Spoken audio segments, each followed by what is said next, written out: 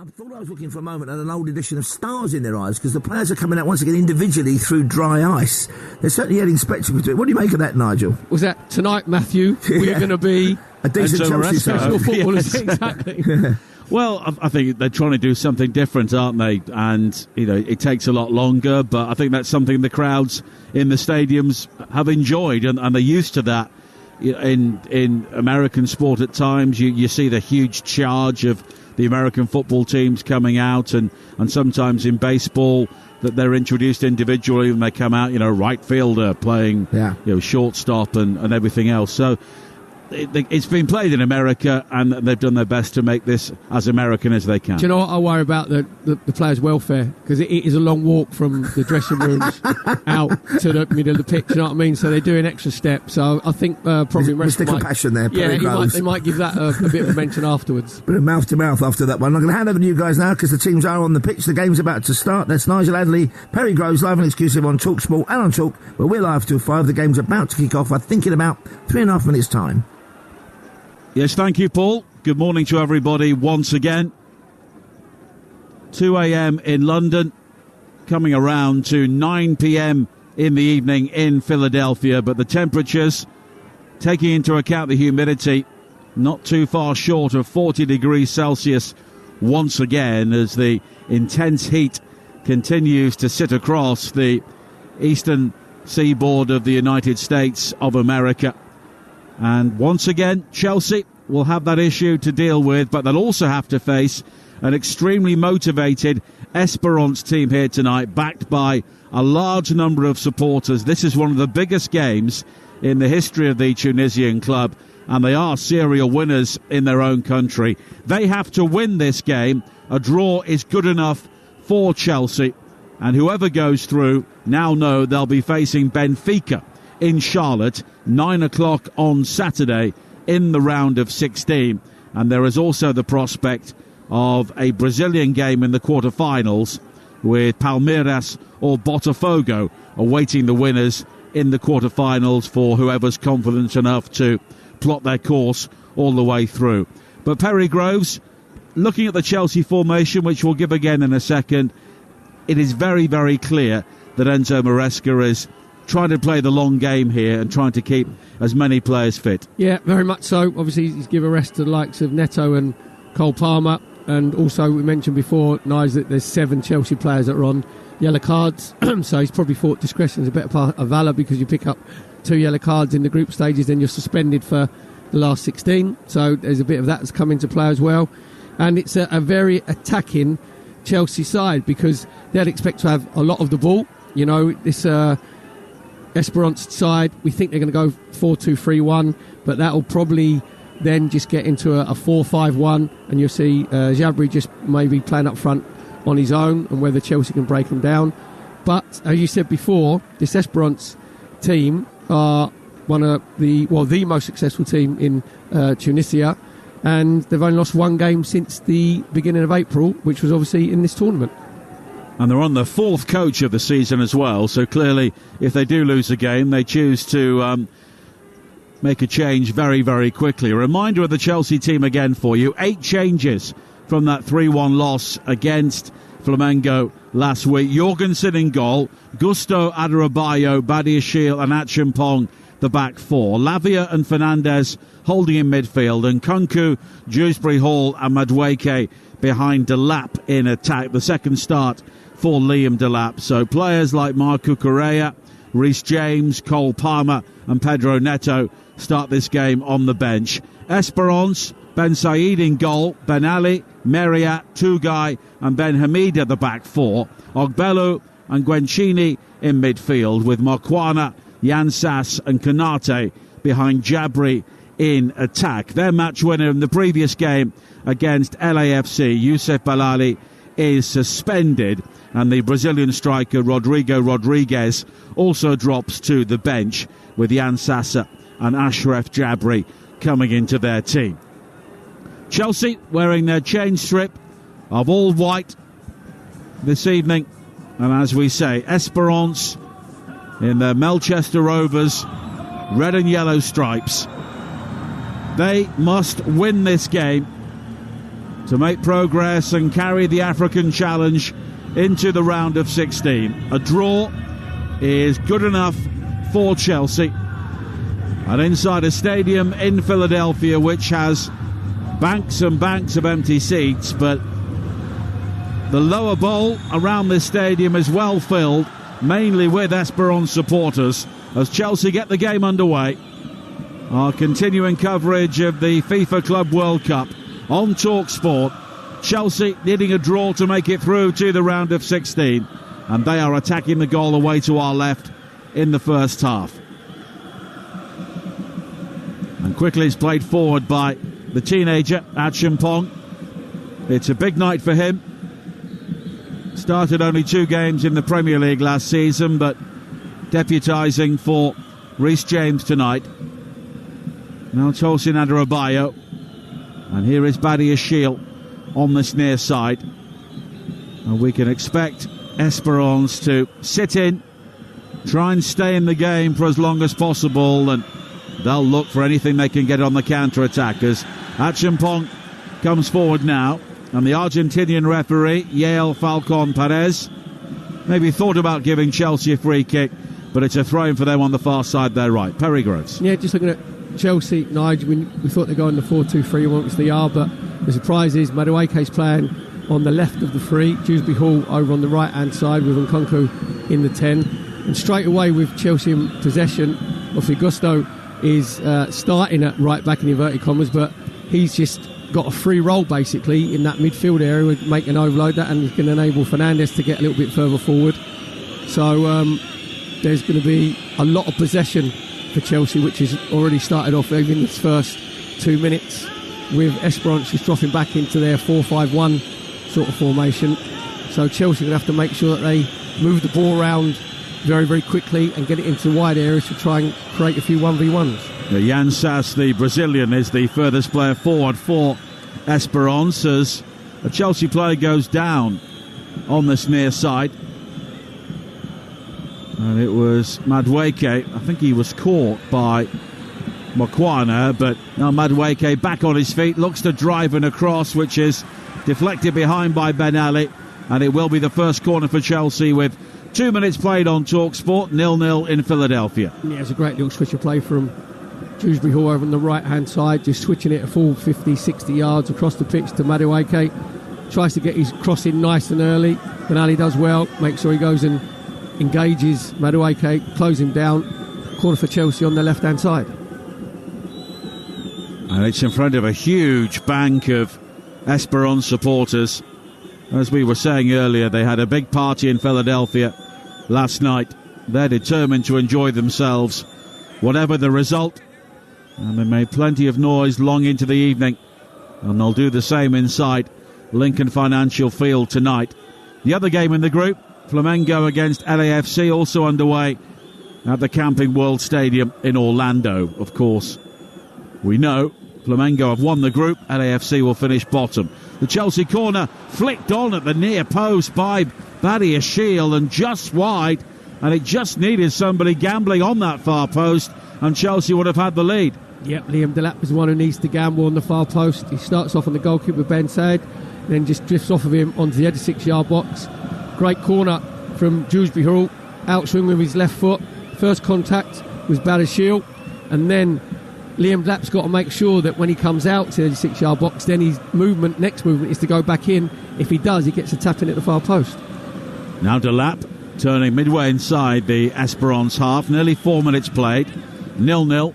And the game has been played almost exclusively inside the Esperance half. But now Chelsea have given the ball away. And Jan Sass plays it down the centre. And here's a real opportunity for Mokwana. But he was just crowded out at the last moment.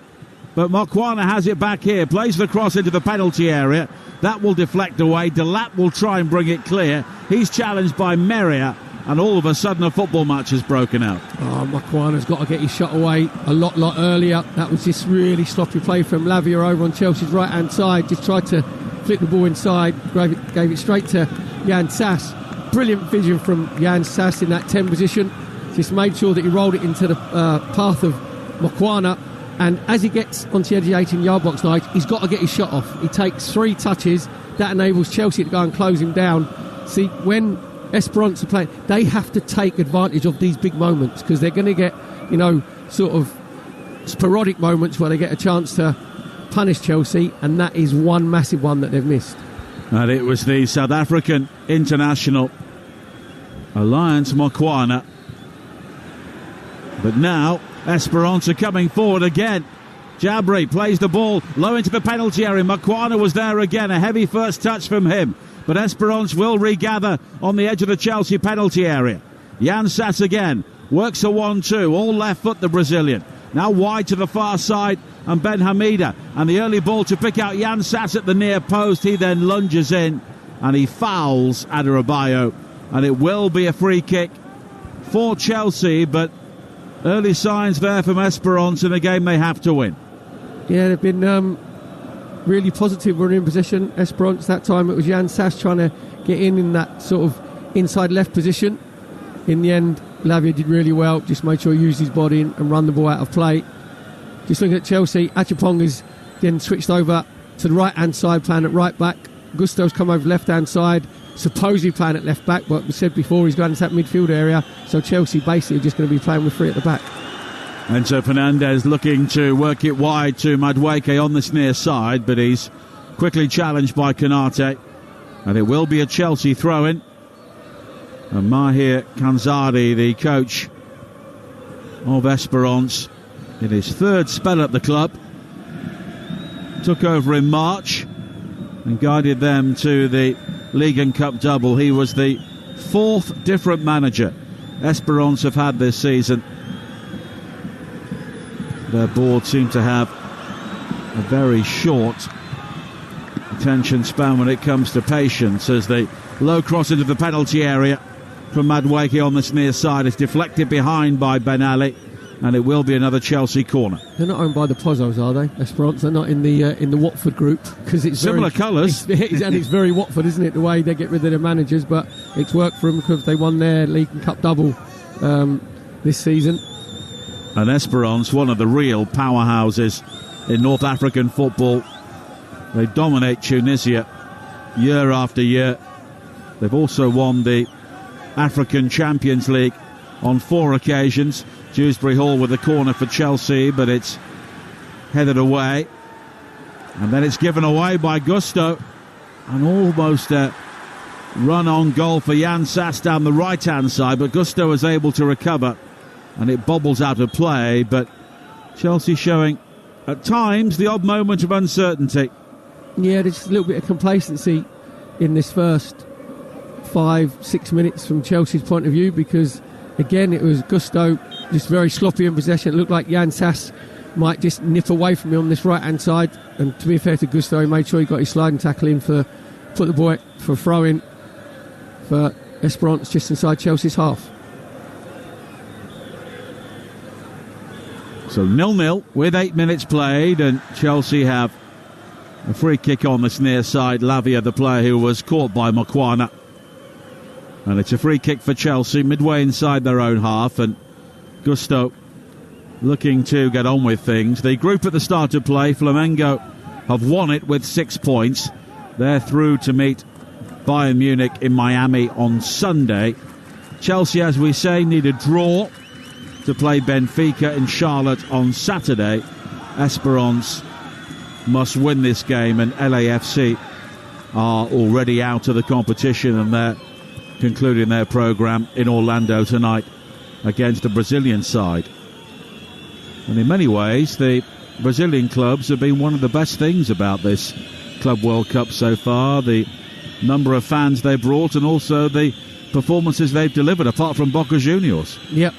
We certainly had the Botafogo result, didn't we, against PSG, but you need those, big results. And I think from the South American and Central American sides, after 2 games, 5 of those sides were top of the group stage leagues out of the 8, so it just shows you, obviously they're used to playing in this sort of heat, and also their season started in March as well, so they're at peak fitness, where obviously a lot of the other players from Europe are just coming off of the last season. Their fitness will probably drop just that little bit. Gusto, the back pass to Jorgensen, which was a bit of a teaser, but he's able to guide the ball away. And now Enzo Fernandez, infield towards Nkunku, playing just behind Delap. Delap had made the run to the left there, but Nkunku holds it, and now Delap has to retreat, and he's found Malo Gusto, but the ball inside is cut out by Merida.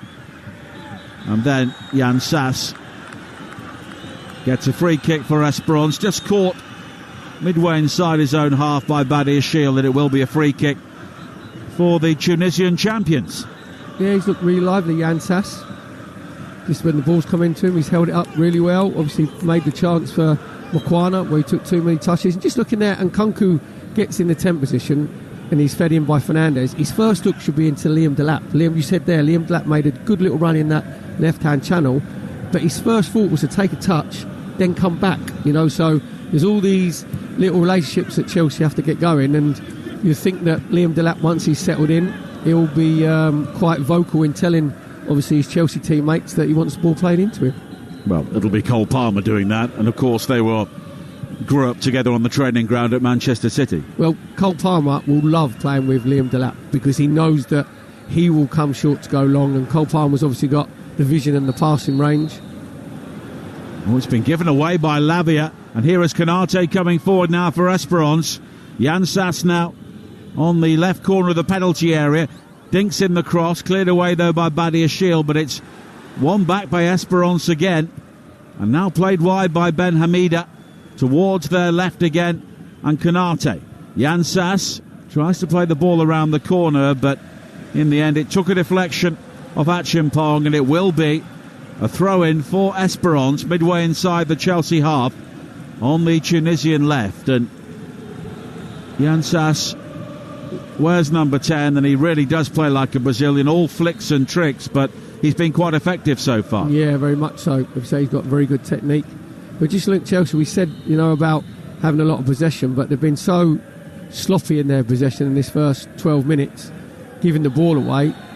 That doesn't enable them to get any rhythm. That just gives Esperance that little bit more confidence, that they're giving them a bit of a chance. And one of the worst culprits so far has been Lavia, because I think he's had the ball 5 times and given it away 3. 12 minutes played. The FIFA Club World Cup on Talksport in the early hours of Wednesday morning. Don't forget Talksport breakfast coming up at 6 o'clock, and you can have your say on this game with Paul Ross at its conclusion, which, weather delays permitting, should be around 4 a.m. Doesn't look to be any rain around, but it's certainly very, very warm for both sets of players. And Chelsea were training at Subaru Park, which is the home of Philadelphia Union, the local Major League Soccer team.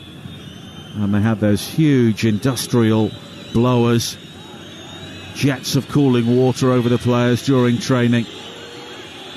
And Enzo Maresca was saying that it was impossible to put on a proper session due to the intensity of the heat yesterday. Yeah, but even before the game, all you do before the game is you go through a little bit of functional play, a little bit of shadow play, get your team shape sorted out, go through your set pieces. So you're not going to do a real intense training session anyway.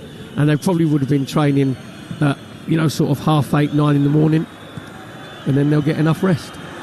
Madueke looking to chase forward here, but in the end it was further forward for Gusto down the left-hand side, but Guencini comes across to knock it out of play, and it will be a Chelsea throw-in. With 13 minutes played, 0-0. And Esperance have done well so far. Of course, they lost their opening game, but then beat LAFC. As Delap looks to turn on the edge of the penalty area, fires in the shot, right-footed from fairly central, and Bashir Ben Said makes a comfortable save.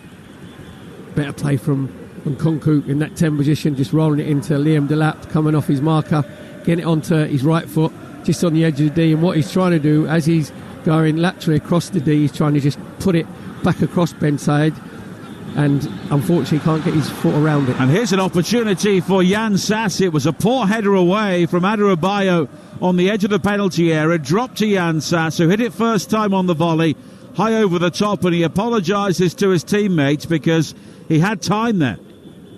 It's just shocking defensive play from Tosin, because as the ball drops out of the air, he's under no pressure whatsoever. Jorgensen's just got to give him a shout just to let it go off the top of his head, so he just flicks it back to him, and he actually hits it on his shoulder. It's not even from his head now, it comes off his shoulder, just drops to Jan Sass, and as it just sits up, worst players out of play of his quality from 25 yards out, you expect him to hit the target as the ball sits up the volley, can't quite get the dip on it.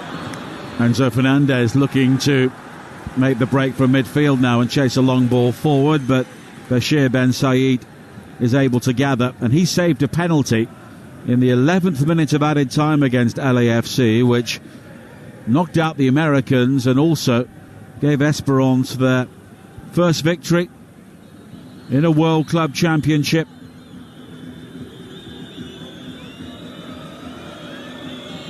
Since 2019, when they beat Al Said of Qatar in one of the lower ranking playoffs 6-2. Of course, they've been involved in the competition which English clubs have played in around Christmas time for a number of years, as Madueke has been bowled over by Ben Ali on this near side, and it will be a free kick.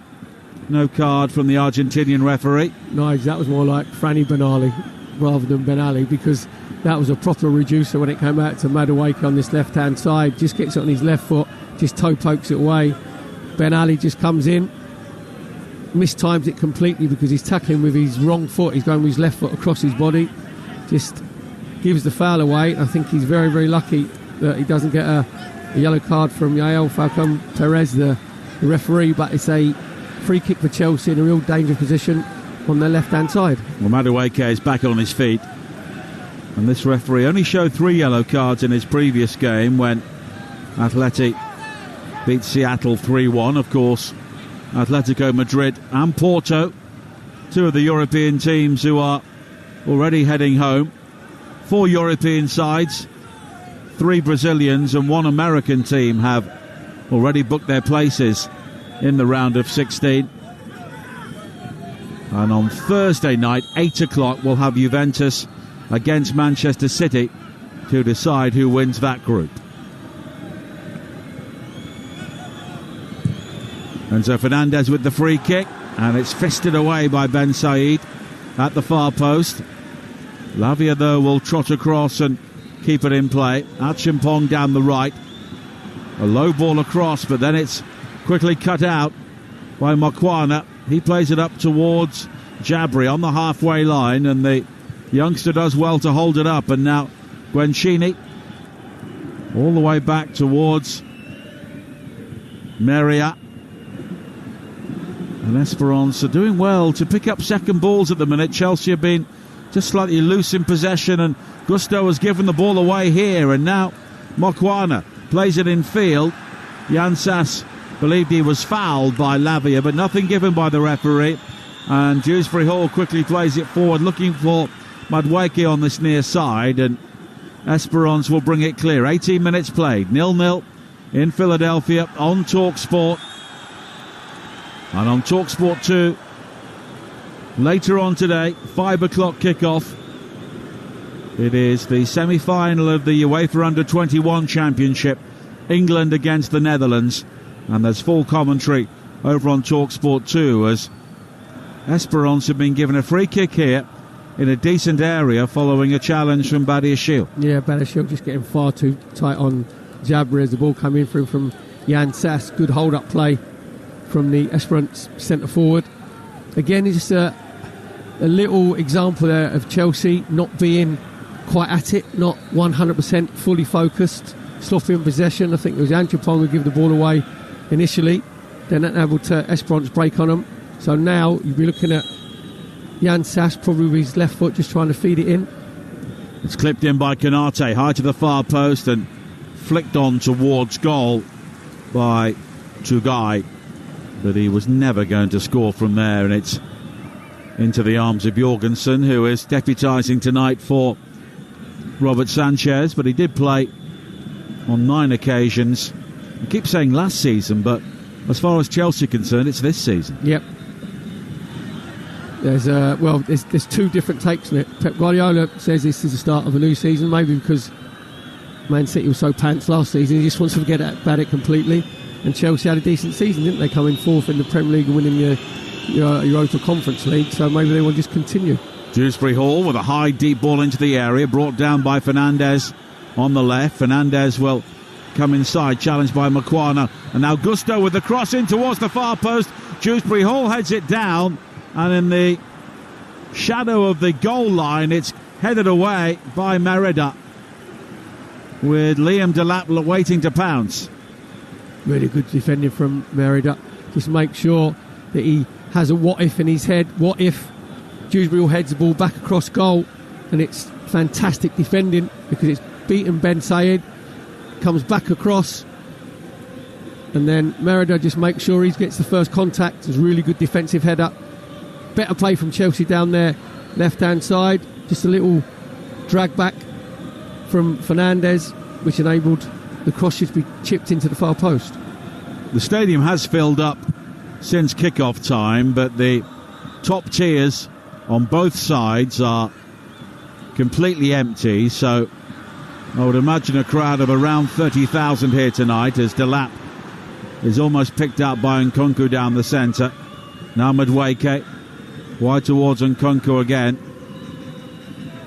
and here is Fernandez. Nkunku given the room to turn and bear down on the Esperance penalty area.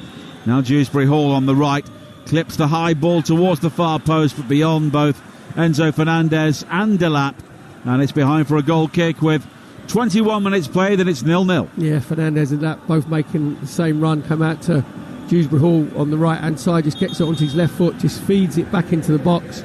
So Liam Delap, obviously being the natural centre forward, he makes sure that he's central between the posts, and Fernandez has just run right behind him where he should be coming a little bit deeper at the far post.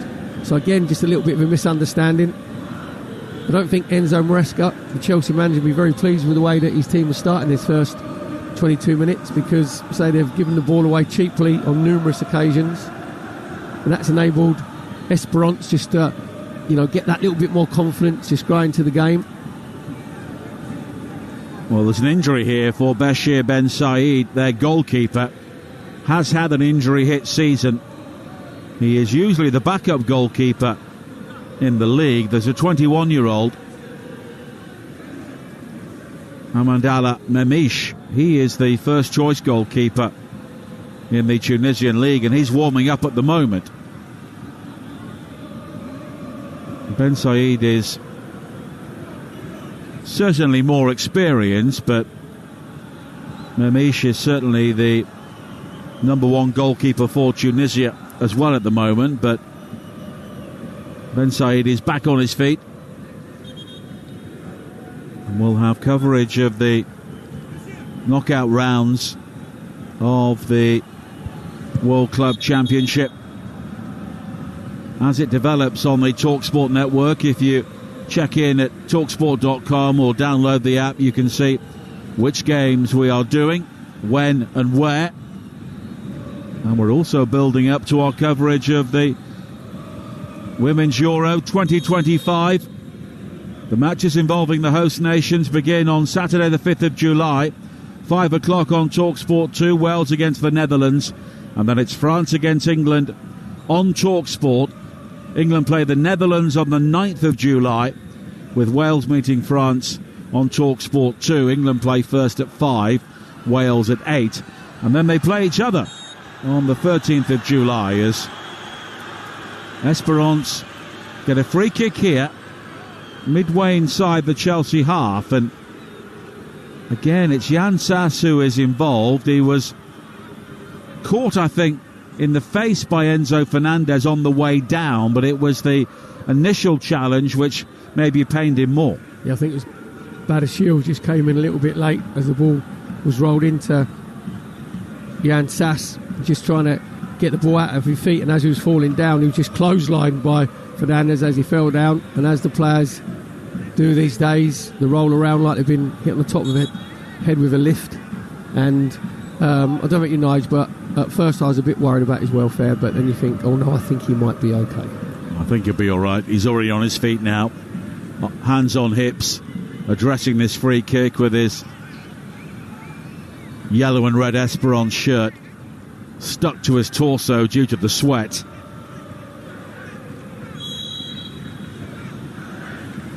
And Jan Sass will clip this one high towards the far post.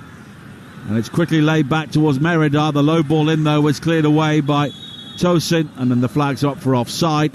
And Chelsea will get a free kick with 25 minutes played.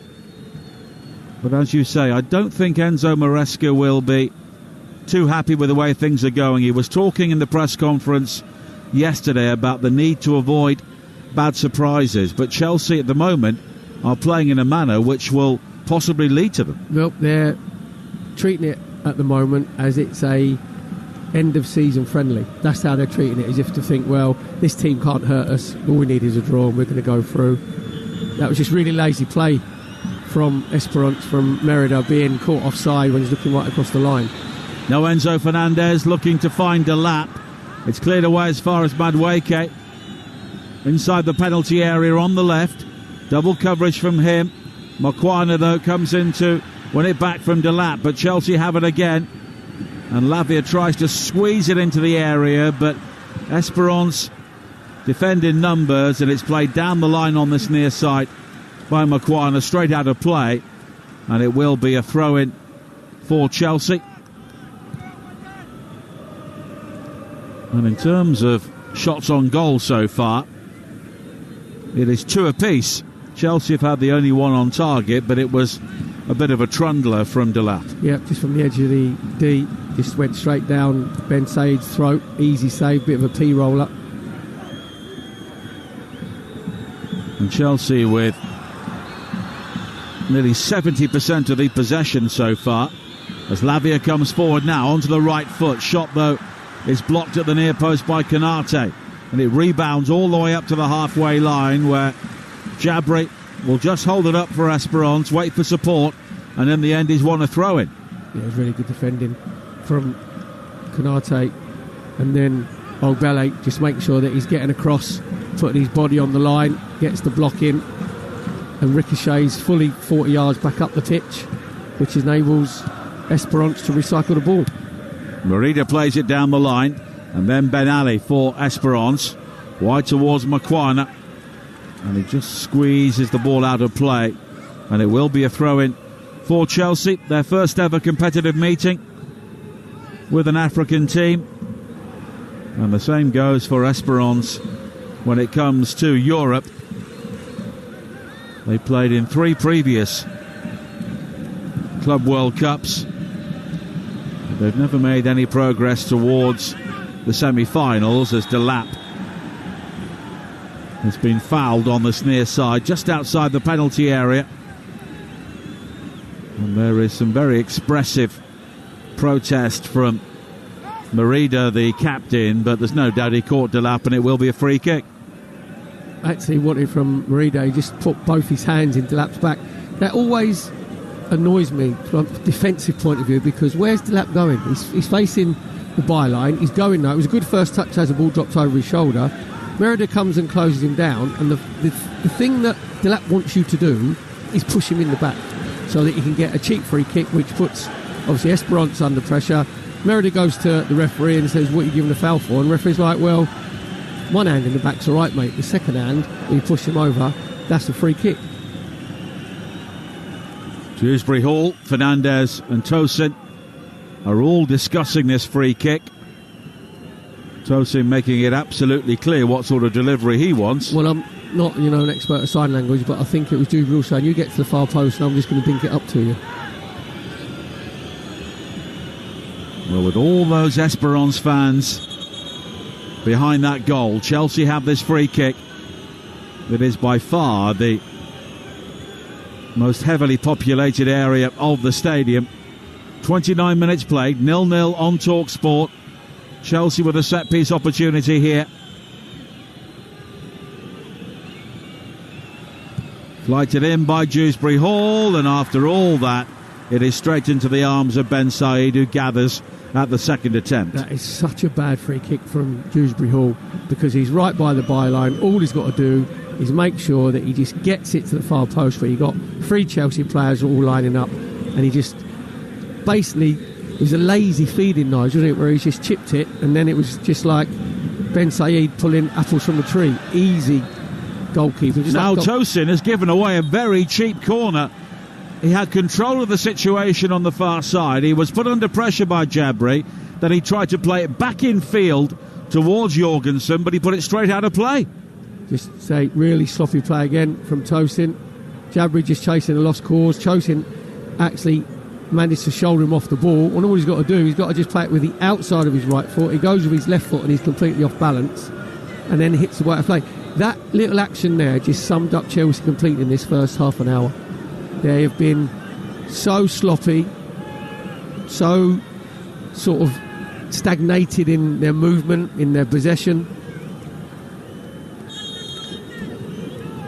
The corner's played short, now whipped in towards the near post, headed away by Badir Shiel. But Esperance have it back again.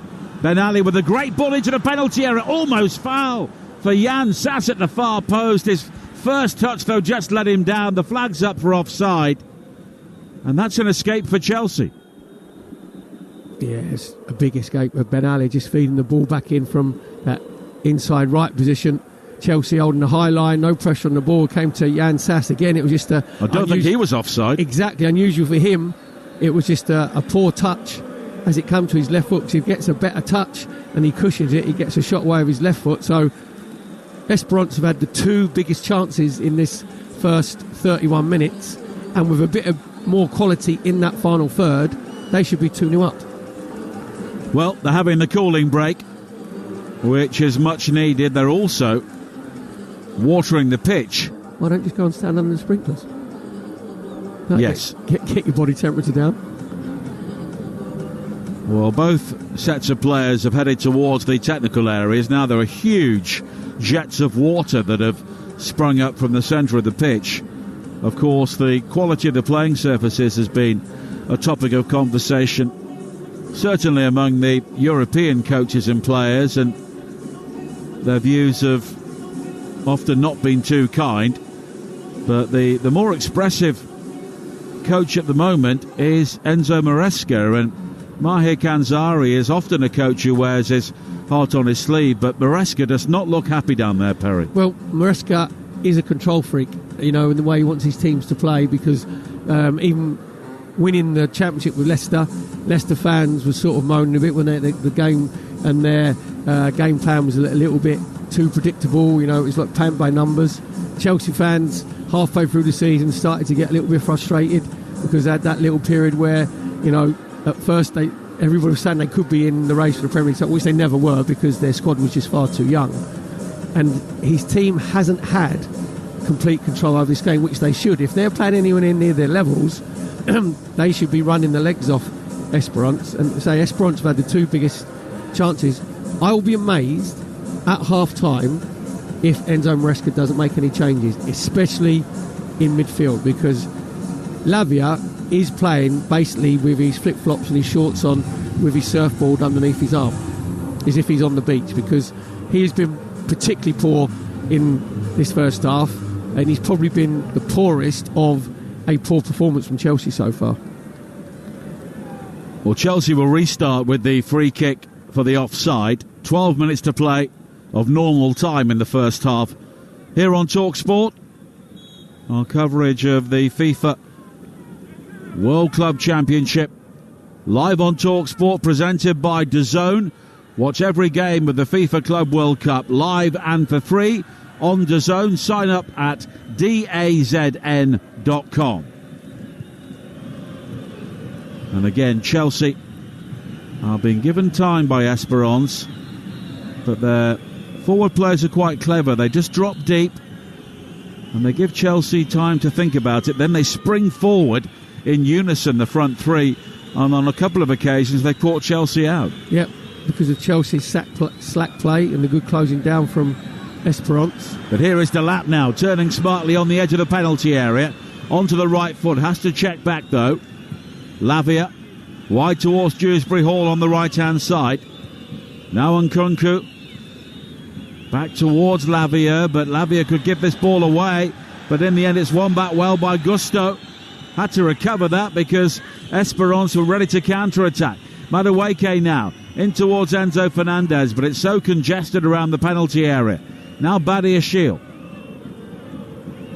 Back to Tosin. And Tosin is Chelsea's deepest player, 15 yards inside the Esperance half. But they defended really well so far, Esperance, because they're just making sure that they're defending the width of the 18-yard box. And now Madueke looking to chase a high diagonal ball forward, headed away by Ben Ali, but Madueke recovers it, and then Badiashile striding forward, but the shot took a deflection, loops high over the crossbar, and it will be a corner. Yeah, just Badiashile getting the ball from Gusto. Gusto just rolled it into his path, thought he'd just take his chance. As you said there, looked like he'd just smashed it high, wide and handsome, but lucky enough for Badiashile, it took a slight deflection. Corner for Chelsea on the left-hand side. Chelsea corner, played short to Gusto. And then Achimpong. Oh, good shot from him. It'll come to Delap. And Delap slices it wide. He may well have been offside. But it was Achimpong. He slipped as he hit it. But in doing so, he actually generated more power. And it was a good save by Ben Said, and Delap was clearly offside. That was a brilliant save from Ben Said, low down to his left-hand side. You said that Achimpong coming in from that left-hand side. Chelsea just playing a short corner just to try and differentiate with the angles. And it's come out to Achimpong. And as he slides, he gets actually really good contact on it. Really good save from Ben Said, low down to his left. Delap actually knew that he was offside because he didn't, when he span, he didn't spin as if to say, right, I've got a chance of tapping this in here. He knew he was just trying to get himself back onside. So the ball come out to him. He just sliced it completely. But that's because, as I said, I think that Delap knew that he was quite a way offside. That was Chelsea's best chance of the game. Well, it would have been one for VAR, I think, because Delap was right in front of the goalkeeper when the shot came in anyway. But now Esperance will try and come forward. They have to win this game, of course. Ben Ali, low towards the edge of the penalty area. And a nice turn now from Mokwana. Wide towards Ben Ali on the right. The cross in takes a deflection, and it's gathered well by Jorgensen at the near post to avoid the corner kick. Now Nkunku. And possession in Chelsea's favour by around 68% so far. And here is Madueke, but a good deal of it has been fairly laboured, but Chelsea looking to build here with Gusto on the left-hand side, all the way back towards Badiashile. His first touch just sends the ball spinning up onto his chest, but now it's back with Lavia again. And Chelsea are having to get through a lot of work here to try and create a clear-cut opportunity. And in the end, it's Adebayo who brings it forward. Wide towards Dewsbury Hall. Dewsbury Hall plays it back towards Adebayo again. And here is Madueke on the left. Esperance happy to show him the outside. Madueke, though, tries to come inside, goes back towards Gusto. Gusto now does deliver the ball in, and it's over the head of Dewsbury Hall, straight out of play, and those Melchester Rovers fans behind that goal celebrate. Well, that wasn't exactly Roy de Rovers' delivery there from Gusto, was it? From that inside left position, because what Esperance are doing really well, when it goes out to Madueke on the left-hand side and Dewsbury on the right-hand side, they're doubling up. They're making sure they're getting two players out there, so there's no 1v1 situations. And so Chelsea's possession has been very, very laboured. That was a brilliant example of it there, where then it just comes out to this left-hand side, and then it's Badiashile who just tries to ease it into the box and completely overhits it to the far post. Goes out for a goal kick, and then Esperance give the ball away. Chelsea recycle. But Chelsea need a point, and at the moment that's what they have. 39 minutes played, 0-0. As Lavia works it infield to Nkunku. There's a collector's item. Lavia's actually just passed it to a fellow Chelsea player. It's not happened on too many occasions so far. The lap coming short. And now wide towards Noni Madueke, who's been really hugging the touchline on this left-hand side. Now Badiashile. Dewsbury Hall made the run down the right, then has to check back because the pass never came. Badiashile finding Adebayo. Now Achimpong finding Dewsbury Hall. And Chelsea here just looking to produce a moment of inspiration, but it doesn't happen there because Ogbelu brings it away. He's been caught by Lavia, and it will be a free kick for Esperance midway inside their own half. And Esperance means hope in French, and they have plenty of hope at the moment. Yeah, very much so, because it's been a good performance from Esperance. Ogbelu just doing really, really well, keeping possession, just buying the foul. Again, that gives Esperance a chance just to regather, regroup. Just looking at the Chelsea bench, looking at Reece James, obviously the Chelsea captain, Caicedo. There are a couple of players that I think that Maresca might bring on at half-time, especially in that midfield area where they need to pass the ball a little bit quicker, have a little bit more urgency. Because I think, I know they had the industrial blowers at the training sessions. I think there'll be the industrial furnaces which will come at half-time from Enzo Maresca. Or the hairdryer. They've also got the blowers and the ice-cool water, or the mist of water, heading over both benches at the moment, just down in front of us as it's cleared away downfield once again by Ben Said, all the way through to Philip Jorgensen. And now Badiashile. And we've seen already in this game, Chelsea cannot afford to take Esperance for granted. Chelsea should be beating them comfortably, and maybe with a first-choice team on the field, they would be. But Esperance have got ideas of their own, and at the moment they're doing everything their coach is asking of them. And now Ogbelu plays it wide to the far side, but it's behind Konate, and it will be a throw-in for Chelsea. Well, that was more like Tony Bellew rather than Ogbelu there, just getting him possession. All he's got to do is just roll it out to Konate, who's 15 yards away from him. He's actually just passed it behind him. Ball goes out of play. So they're getting a bit of the Chelsea disease, keep giving the ball away. But Abdrahman Konate, only 18 years of age, born in the Ivory Coast, and he's very quickly become a young star with Esperance in Tunisian football as Enzo Fernandez tries to play it forward, but again he's closed down. Chelsea have it back with Adebayo, all the way back to Badiashile. And Chelsea are so narrow, they've got two wide players on the pitch, but every time they try and go down the centre.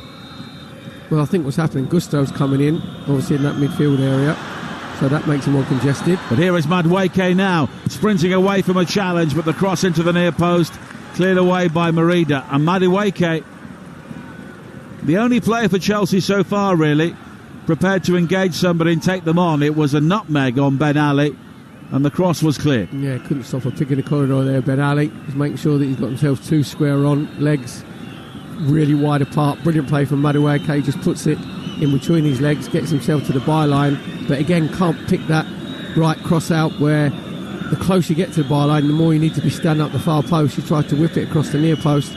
Good defending from Merida, just cleared the danger. And that's handball against Nkunku on this near side. He was unlucky, it just skipped up and hit him on the arm, but he was looking to break into the penalty area, so it was always going to be a free kick. In fact, the referee was also involved as well, so it will be a drop ball. To be fair, it was a great little layoff from the referee, wasn't it? Just come into his left foot, made sure he got his self side on. Little give and go with Nkunku. Well, I think Chelsea are claiming that they should get the drop ball, but the referee says no. Well, they should, because they were in possession and the referee got in the way of Chelsea's attack, so it should be a drop ball. But I think what he's saying is He's going to give it to Esperance, and they should give it back to Chelsea. Well, the referee just telling Liam Delap and Christopher Nkunku to step back, and then it's hammered down the centre. I don't think he was giving the ball back there. That is ridiculous from the referee, because he's stopped the Chelsea attack. That'll go down on his stats with all the statisticians on the side as an interception from the referee, regaining possession. Now Nkunku wide to this near side, and Gusto. And here is Badia Shiel. And we're into the closing 10 seconds of the first half here on Talksport. We'll be back with Paul Ross during half-time. And it's 0-0, and there will be a minimum of 5 more minutes as Chelsea give the ball away again. And now it's played over the top, looking for the run of Jabri. But it's gathered by Kanate. And here is Jan Sass for Esperance. It's worked back into the midfield area, but then given away, and Chelsea could break here with Madueke on the edge of the penalty area, but Merida with the challenge initially, but Madueke wins it back. Enzo Fernandez can hit it, and it's just over the top. Arguably Chelsea's best moment so far. Madueke with pace on the counter-attack, and Enzo Fernandez not too far away. Yeah, it all started actually from Enzo Fernandez. A brilliant ball from inside the centre circle, just pinged it out to Madueke in the inside left position. Great first touch, little drag back. Enzo Fernandez just following his pass. Madueke rolls him back in, ball sits up. And you actually expect Fernandez to hit the target knife from there. And what he's done is he's got good contact with it, but just couldn't quite get the dip. Goes about a yard off over Ben Said's crossbar. Now Enzo Fernandez at the other end almost plays Badia Shiel into trouble, but Chelsea are able to extricate themselves from that. And now there's a break deep into the Esperance half from Achimpong, and he has been fouled by Ben Hamida, and it will be another free kick here for Chelsea in a decent area. Yeah, good play from Achimpong, just cutting in from the right hand side. Ben Hamida just getting himself across, putting his arm across his chest. Achimpong goes down. Free kick for Chelsea, which Enzo Fernandez will just feed in from the inside right position. But I'm just looking at Chelsea, been very stagnant, isn't it? The whole performance in their movement, in their passing. And it always amazes me that Dewsbury Hall and Madueke haven't changed over. Just change over wings, give the fullback something else to think about. You know, Madueke, if he goes over to the right hand side, he can cut in on his left foot. Same thing with Dewsbury Hall. We can come over to this left hand side and he can cut in, but they just stay in exactly the same positions. Well, Enzo Fernandez is having a look at this free kick, right-footed, 30 yards out. It's clipped high in and headed towards goal and in. And Chelsea have the opening goal, and it's Tosin Adarabioyo. A moment of subtlety from Enzo Fernandez, and Adarabioyo with a free header, which should guide Chelsea into the round of 16 at the Club World Cup. Esperance, who played so well in the first half, switching off at the set piece, and it's Esperance 0, Chelsea 1. All the good work that Esperance have done in this first half, completely negated. Great little free kick from Fernandez, just feeds the ball into the 18-yard box. Tosin, you said there, completely unmarked, gets himself behind Merida, and then what you've got to ask the question is, can Tosin pick the right header where he's got to head it back across Ben Said? Exactly what he does. Actually gets a little bit of curl on it. It's not a header of any power, it's just the direction that is brilliant from Tosin. I'm not sure if he's just trying to head that back across goal, maybe to Nkunku, but it doesn't really matter from Chelsea's point of view. It nestles in the left-hand corner of Ben Said's net. That is a get-out-of-free jail card for Chelsea's point of view, because they don't deserve to go in 1-0 up at half-time, but that little bit of quality from Fernandez and from Tosin puts Chelsea in the lead 1-0 against Esperance. Now Jan Sass looking to build at the other end, and he's won the ball back from Adarabioyo, and then he goes down inside the penalty area, but the shot was smothered by Jorgensen, and having scored the goal, Adarabioyo nearly gave one away there. that was just a complete lack of concentration. Again, if Jan Sass was a little bit sharper, he could have punished Chelsea and got them Esperance back on level terms. Chelsea looking for a second here before half-time with Madueke. Clipped over the top by Enzo Fernandez. Delap turning. Great chance for Delap. And Liam Delap has his first Chelsea goal. And it was a brilliant finish. He took the ball down on the edge of the penalty area. And he stroked it low, right-footed from the edge of the penalty area. And Liam Delap scores the first of what I hope will be many in a Chelsea shirt. And in the blink of an eye, Chelsea have sealed their place in the knockout phase of the Club World Cup. Esperance 0, Chelsea 2, and it's a great moment for Liam Delap. Yeah, he got a massive smile on his face, Liam Delap. Madueke does well initially to win the ball back, comes out to Fernandez. Fernandez just feeds it into Liam Delap. It's a brilliant turn inside Ben Ali. Just make sure that he's really aware of where he is in that inside right position. Just gets it on his thigh on his first touch, second touch on his left foot, just cuts inside Merida, and then can he be cool in his finish? And that is the finish of a natural finisher, because he's got it onto his right foot. Ben Said thinks he's going to go down to his right hand side. He doesn't with his instep with his right foot. He just rolls it a la Jimmy Greaves, just passes it into the back of net. Fantastic cool finish for Liam Delap. Chelsea go in 2-0 at half time. And that is the half time whistle. And Chelsea on their way into the knockout phase. It wasn't an especially impressive first half performance, but 2 goals in 2 minutes right at the end from Tosin Adarabioyo and Liam Delap have suddenly given Chelsea a route out of this group towards the knockout phase. Half time, Esperance 0, Chelsea 2. Brilliant stuff there from Nigel Adderley and Perry Groves. Nigel, for a while they had the feel, until the first goal went in even, and there was a kind of half-hearted Delap shot early on, that almost had the feeling of like a pre-season warm-up or exhibition game, I thought, at times.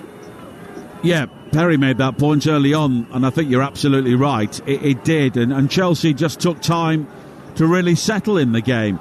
And Esperance deserved credit. They came out with a game plan, and for long periods they frustrated Chelsea. They also had 1 or 2 chances, but just 1 or 2 moments of quality have taken Chelsea away from them. But when you look at the respective calibre of the 2 squads, Chelsea should be able to do that, and I'm sure, even though they're 2-0 up, Enzo Maresca will still have words to say at half-time. Because you made the point, Nigel, that there was a kind of narrow focus of their attack, Chelsea. They weren't using their winger players at all. No, and Perry, as a former winger as well, that's something that you'd be disappointed about. Yeah, very much so, because obviously Esperance just defended very narrowly. We said before, they got it out into wide areas, but it was too clunky. They just took too long when he got it out to Dewsbury on the right or Madueke on the left-hand side. Trust me, Paul, that is a get-out-of-jail free card for Chelsea, because they were really, really poor in that first half. And when, you know, the 5 minutes of added on time, there was no way it looked like... This is why we love football, because there was no way it looked like Chelsea were going to go in 2-0 up. That came out of nowhere. What Nigel said there, it was 2 bits of quality. Actually, there was 2 bits of quality from Fernandez, one from the free kick where he feeds it into Tosin, which he gets a header back across goal, and the other one was a great little chip ball into Liam Delap. And we've said about Liam Delap's quality, it's his first touch off of his thigh, Paul. He's aware, you can tell he's just looking around. I call it the owl head, you know, where you spin your head around and you think, yeah, where am I? So he knew exactly where he was in that sort of inside left position. His first touch off his thigh took him inside Ben Ali. Then he gets the second touch of his left foot out of his feet, and it was just like Jimmy Greaves. Jimmy Greaves used to pass the ball into the back of the net with the instep of his right foot, gives Ben Said the eyes, just rolls it to his left-hand side. Ben Said's got his weight on his right. Ball rolls into the back of the net. Chelsea going 2-0 up, and I think that Enzo Maresca, Chelsea, he might just turn that furnace down just a little bit, because they wouldn't get the full force of that. But when you go in 2-0 up, he'll maybe be a little bit more considered in his sort of criticism rather than giving them the proper hairdryer treatment. You mentioned Jimmy Greaves. I'm much older than you. It reminded me of Dixie Dean from my early Spectator days. Will there be changes, do you think, half-time? What's Maresca going to do? I'd have thought that he was thinking of making changes at half-time because it wasn't going particularly well for Chelsea. Now, he might just think, right, what I'll do is I'll give it another sort of 10-15 minutes, because I mentioned earlier about the players I thought that he might bring on, especially likes of Caicedo, who's on the yellow card, so he won't want him suspended, obviously, for the last 16 because Chelsea are going through. So it might just have changed his mind, Paul. He might just thought, all right, I'll ease the reins in.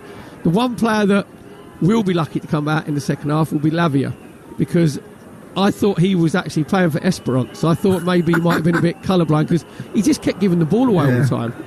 Fantastic stuff there from Nigel Adderley, the main man, and Perry Groves. More from me, of course, coming up. Reminder, you're listening to the FIFA Club World Cup live on Talksport, presented by DAZN. Watch every single game of the FIFA Club World Cup live, and by the way, for free on DAZN. Sign up, do it now. DAZN, DAZN.com, D-A-Z or Z as the accent N.com. We're live till 5.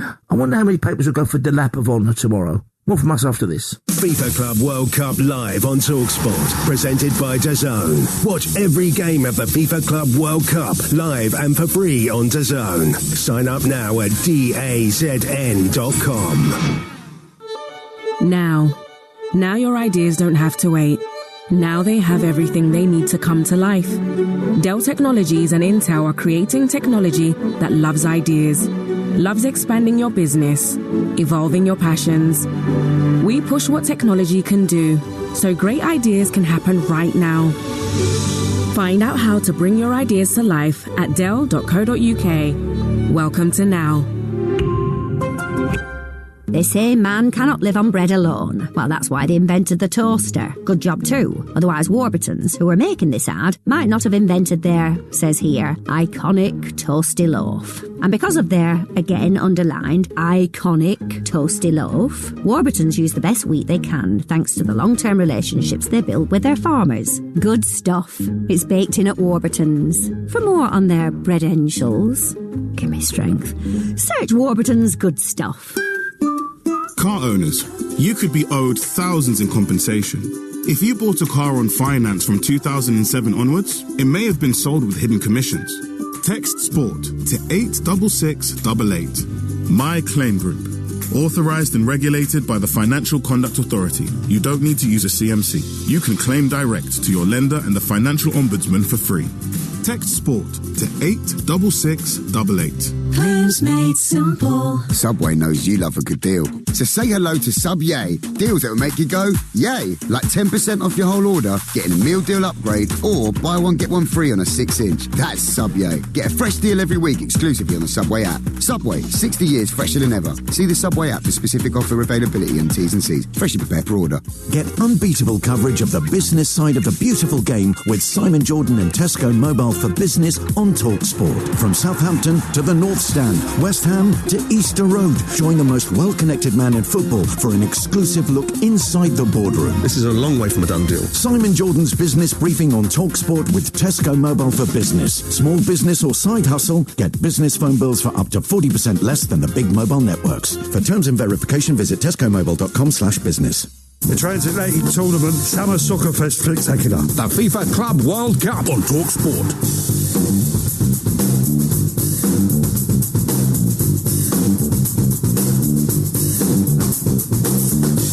So have you drifted away from the game? Or even, dare one say, nodded off? At the moment it's Chelsea 2, Esperance 0.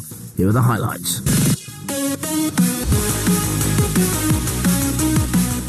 Well, Enzo Fernandez is having a look at this free kick, right-footed, 30 yards out. It's clipped high in and headed towards goal and in. And Chelsea have the opening goal. And it's Tosin Adarabioyo. Flipped over the top by Enzo Fernandez. Delap turning. Great chance for Delap. And Liam Delap has his first Chelsea goal. And it was a brilliant finish. He took the ball down on the edge of the penalty area. And he stroked it low, right-footed from the edge of the penalty area. And Liam Delap scores the first of what I hope will be many in a Chelsea shirt.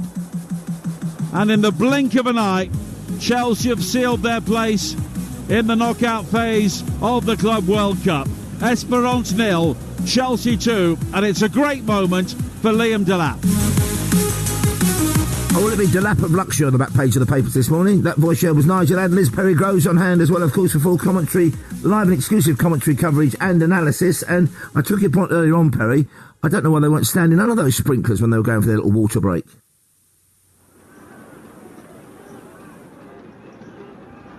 We'll catch up with Perry in just a moment. I should remind you that Chelsea are taking on the champions of Tunisia. Chelsea's preparations for the game in Philly have been disrupted by that heat. The 45% humidity in Philadelphia means it feels more like 45 Celsius, apparently.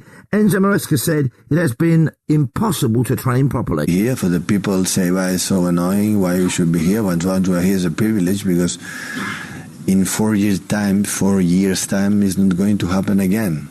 And to be in 4 years' time to happen again, you have to win big prizes. They don't know it's going to happen.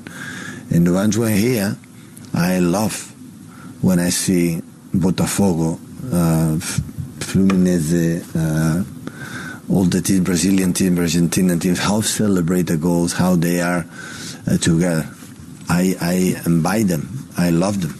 I like them. It's cultural for the fans are more here than European teams. But the way they live every single action is because, and this is all about, you have to live that competition, that after we have, I don't know how much long before our first Wolf game in the Premier League. And step by step, I don't want to anticipate it. So there you have it. A win for City would see them top Group G and avoid a potential last 16 clash with Real Madrid. That's Pep Guardiola's voice you heard there. Guardiola says winning the Club World Cup will not make up for last season. He sees this as a start of a new campaign, effectively for him, a new season. And tomorrow night, of course, we have that big game. It's City, it's Juventus. It's live and exclusive on Talksport. Comes back to the edge of the box and drilled home by Ryan Cherki for his first Manchester City goal. I said many times last season, the season was not good, so it's not going to change. They'll be back at it. This Club World Cup's a great opportunity to bed the players in. It's another opportunity for silverware, and then Premier League. We all know Manchester City are going to be in and around it next year. Vlahovic has put Juve ahead. Edison thought he kept it out. City have to lick their wounds in Turin. It's finished. Juventus 2, Manchester City 0.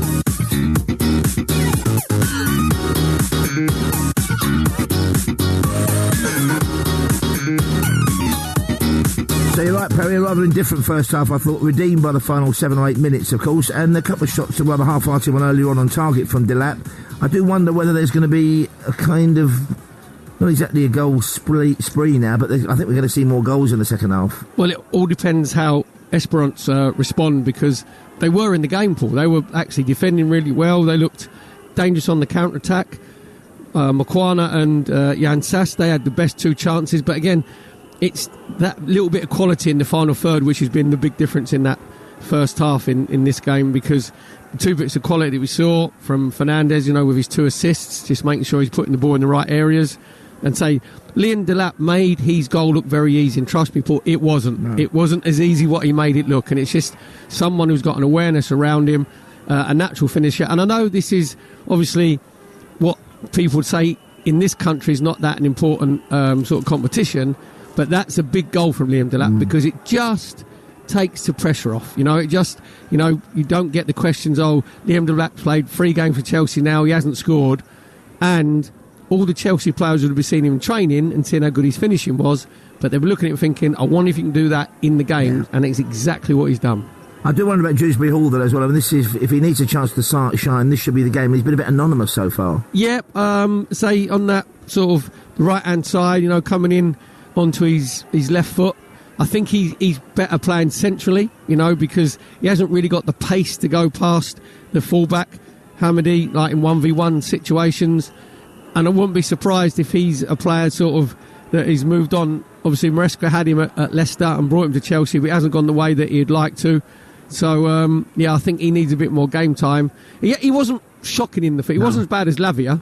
Don't get me wrong. To be fair, the referee had probably better stats in the first half than Lavia, because he had a good interception, didn't he, where he got in the way of a Chelsea attack from... Yeah, why didn't he drop the ball on that one? That was a very strange one, because as the ball came out to Madueke, and then into Nkunku, tried to play it into the lap, and the referee got in the way. So really, it should be drop ball, Esperance, then give us the ball back to Chelsea. But he was like, nope, we'll give it to Esperance, and they could just then clear it further up the pitch, which was very, very strange. And I took your point as well about why some of the players stayed under those sprinklers, them on a water break. Yeah, why not? Just go and get a little bit of spray on you, get yourself, get your body temperature down. So it's just, Chelsea played in that first half as if they just thought, well, we know we're going to beat you. We know we're going to score in a minute. And if Esperance could have taken one of those two massive chances I mentioned, that would have put a real sort of wind up the sails of Chelsea. But now, obviously, with that little bit of quality scoring in the third minute of added on time from Tosin's header, and then the 5th minute from Delap, the game's done and dusted.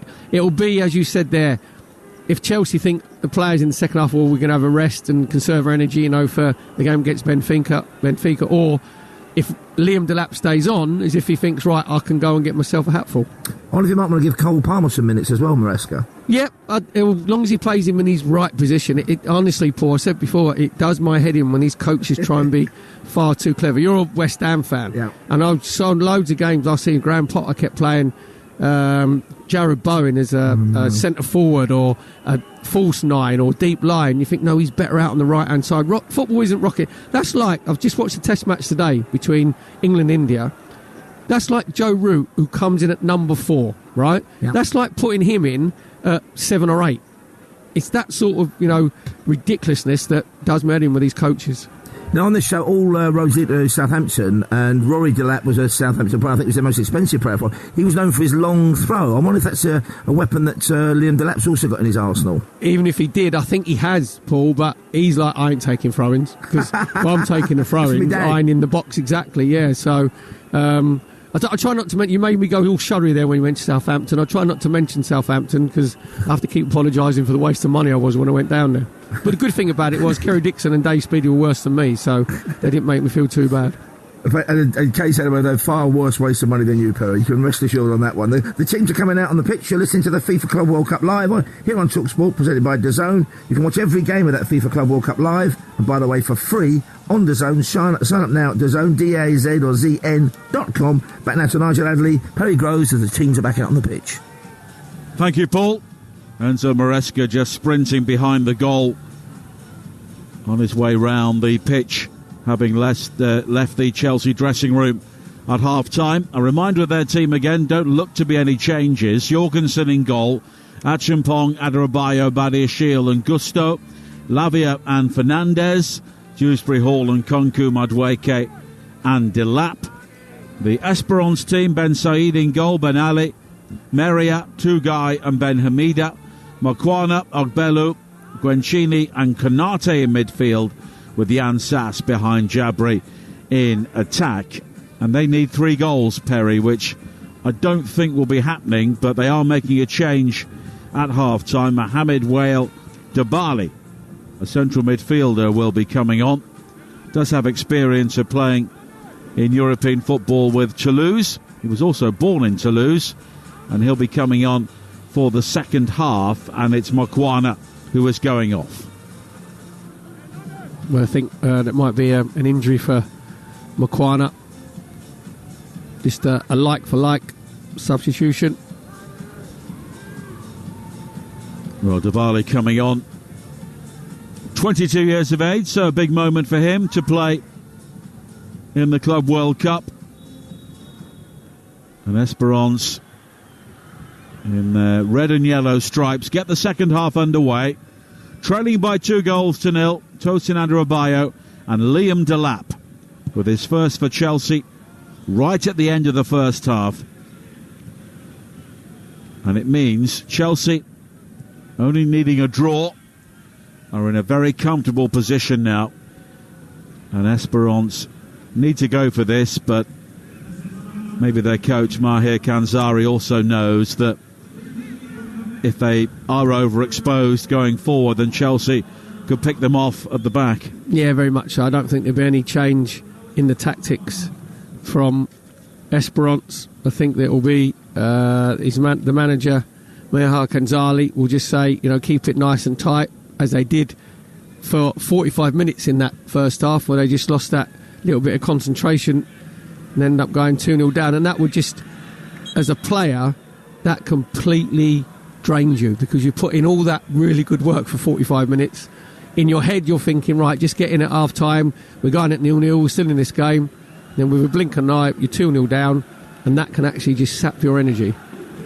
So Chelsea heading for a game with Benfica in Charlotte, 9 o'clock on Saturday night in the round of 16. And we'll find out tomorrow night, Thursday, where Manchester City will be going. Both themselves and Juventus are already through. Kevin Hatchard and Scott Minto will see which team will win the group. And of course tomorrow night we'll see if England can reach the final of the UEFA Under-21 Championships. They're meeting the Dutch, and there's commentary on that game 5 o'clock this evening on Talksport 2. You know, we mentioned about my bugbear of coaches and not, trying to overcomplicate it. What a great example of that is England Under-21s. Playing without a centre-forward the first 2 games, playing Jonathan Rowe up front, who's a winger. They then put Jay Stansford in, who was a natural centre-forward, and all of a sudden England's team shape and their balance looks far, far better. It's all about round pegs and round holes at times. Now Jabri moving forward here for Esperance down the left-hand side. He's been held up by Adebayo, needs some support, and he finds it from Konate, and the shot in the end is swept in by Guencini, but it's high over the top. Really good play from Jabri, just getting the ball, rolled down the touchline, just rolls it back. In the end, he said there, it comes out to Guenici, and then he just gets himself completely underneath it. He should be putting his laces through it, but he's tried to side foot it, again gets underneath the ball, gets a little bit frustrated, but a decent counter-attack there from Esperance. Amaya Kanzari, the Esperance coach, sweating profusely in his black polo shirt. So, Nkunku, I like it because there's about 4,000 balloons behind Jurgensen's goal. Yeah, the Esperance fans have been terrific. They really have got behind their team. Plenty of noise as well, and I'm sure in their heart of hearts they know that this, in all reality, is a losing cause now. But I think one of the best things about the Club World Cup, and we heard Pep Guardiola talking about it at half-time, it's been the fans who've come from different parts of the world, and they all bring something a bit different. Exactly, and it means huge amounts to this Esperance, not just the team, but Tunisia, obviously, as a country, the fans as a whole, and they'll be really pleased that their team have given a good account of themselves. Obviously, they got their victory against LAFC, which took them into this last group game, with a chance of going through, and they'd actually played really well in that first 45 minutes. They just lost their concentration in the 5 added on. Now Enzo Fernandez coming forward for Chelsea. Infield to Nkunku on the edge of the penalty area. He goes down, appeals for a penalty, but waved away by Yael Falcon Perez, the referee. He made it very clear he thought Nkunku dived. There was no need for Nkunku to go to the ground there because he's got the ball on the edge of the D. All he's got to do is get the ball out of his feet to get his shot away. And you can actually tell that he was waiting for contact. It was waiting to go down. And Yael Falcon Perez, the referee, quite rightly just looked at him and went, what have you chucked yourself on the ground for? It's nowhere near a penalty. There's no contact. Get yourself up. Achimpong plays the ball in field. So Chelsea on the way to becoming the 5th European club to book their place in the round of 16. Of course, Atletico Madrid and Porto have gone home.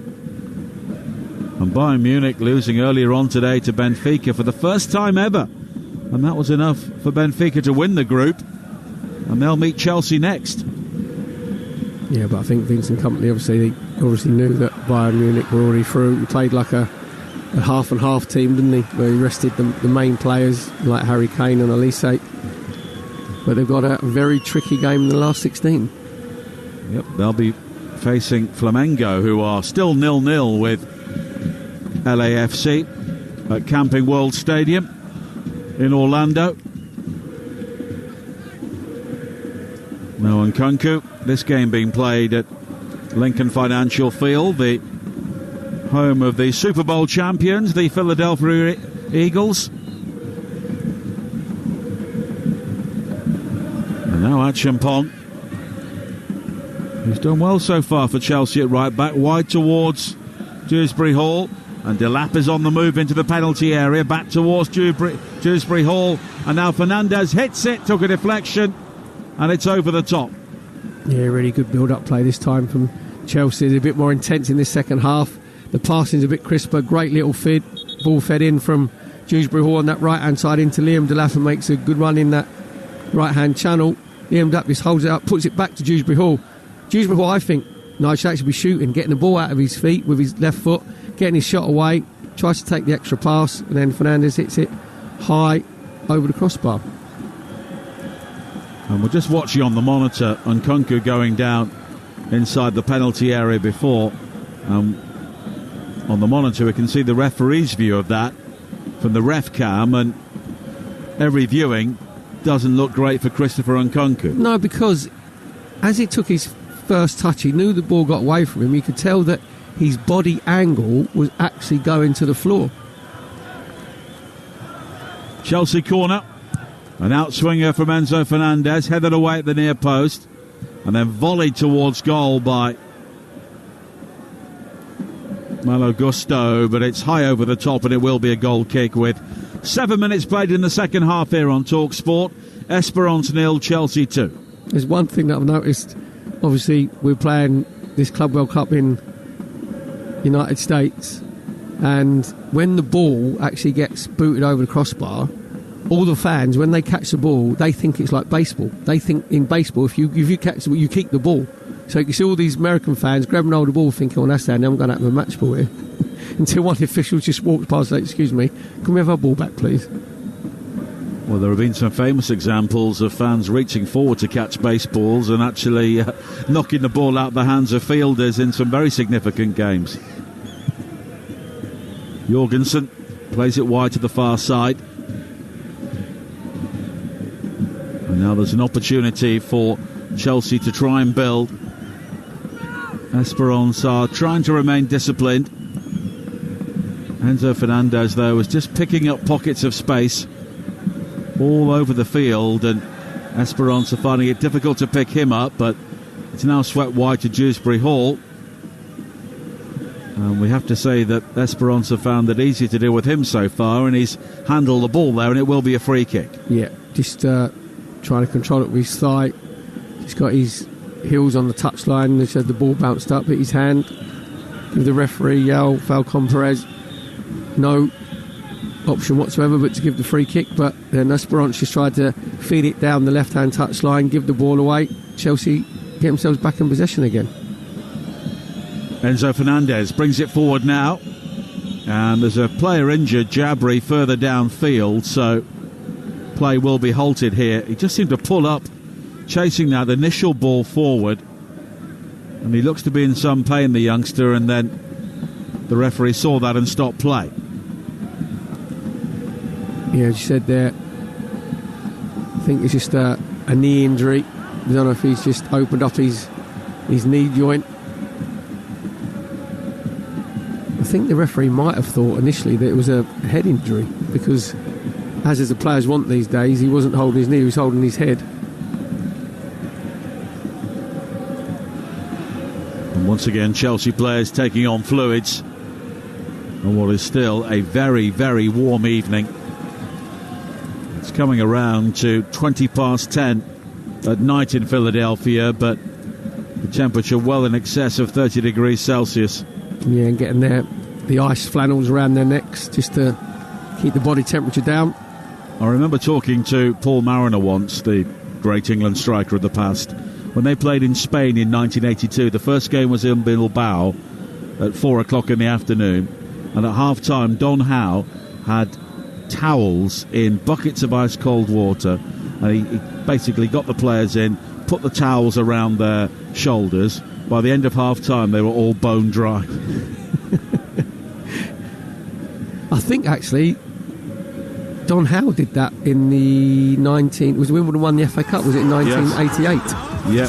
And he did exactly the same thing, where obviously it was FA Cup final day, he's always roasting hot. He did the same thing with the wet towels, made the Wimbledon players didn't actually say anything. Dave Bassett for, I think actually it might have been Bobby Gould. Yeah, Bobby Gould exactly. Bobby Gould didn't say anything for the first sort of 5 or 6 minutes because he needed knew that the players' body temperature had to drop and get the water inside them. There's been a change made by Esperance. They've taken off Ashraf Jabri and Rodrigo Rodriguez, the Brazilian-born striker, wearing number 9, has come on. There's also movement on the Chelsea bench as well. They'll be making some changes fairly soon.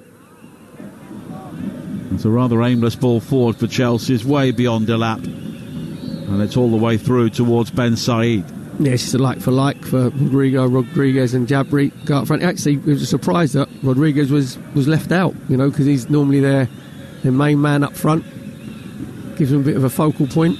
Well, he's had an injury-hit season, so maybe he's found it difficult playing 3 games in quick succession. Only scored 5 goals as a result. Jabri, in his absence, scored 14 times this season, which is maybe why he started today. But Chelsea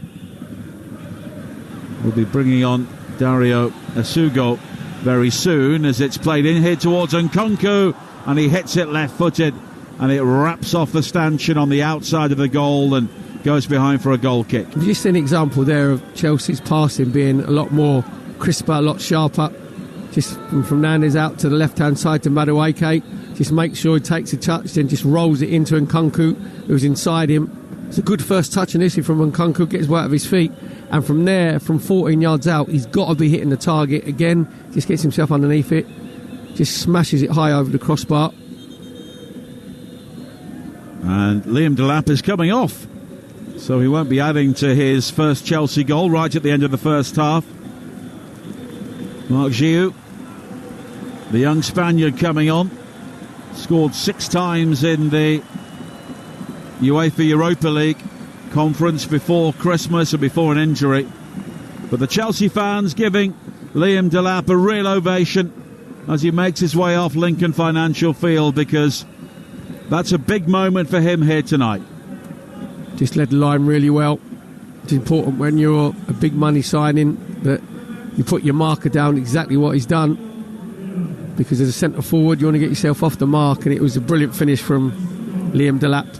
Great first touch off of his thigh. Second touch just turned inside Mariah, just got it onto his right foot, rolled it into... It looked like an empty net because Ben Said, the Esperance goalkeeper, had gone to his right-hand side. Just a really cool finish from Liam Delap. So we'll just be sat in the dugout thinking, I've done my job, we're 2-0 up, I can look forward to the last 16. Yeah, Lavia has also made way for Dario Asugo, the 20-year-old, signed from Sporting just before this tournament, won the title in Portugal, and that was despite the departure of the coach to Manchester United. And Marc Giroud has come on to replace Delap, the youngster signed from Barcelona. And he's another player whose season has been beset by injuries after a really good start in the Conference League. Yeah, Sugo will just drop into that deeper line midfield position. Just try and be the conductor. Start all of the Chelsea passing moves off. Well, that was the commentator's curse because he played it straight out of play. Has he just swapped shirts with Lavia there? That's exactly how Lavia started. And Sugo just carried on exactly the same. You're listening to the FIFA Club World Cup live on Talksport, presented by DAZN. Sign up now at dazn.com to watch every game live and for free.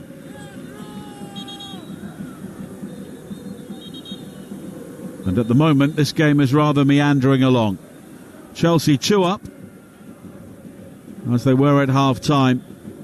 And they're not really forcing the issue. And at the same time, Esperance are maybe not quite good enough to get the goal back to really make a game of it. No, I think it's more damage limitation from Esperance. They don't want to be on the plane home where they've been beat sort of 5 or 6 because they have acquitted themselves really well in this World Club Cup competition. And they've defended on a whole really well in this game. Just that 2 lapses of concentration. One just poor marking at the free kick, which enabled Tosin to get a free header back across Ben Said, and then giving Liam Delap that little bit of space in the inside left channel, which enabled him to get Chelsea's second goal. Now Nkunku going down again on the edge of the penalty area. No free kick given. Nearly broke for Enzo Fernandez, but it's cleared away by Ben Ali, and it will be tidied up by Achimpong all the way back to Jorgensen.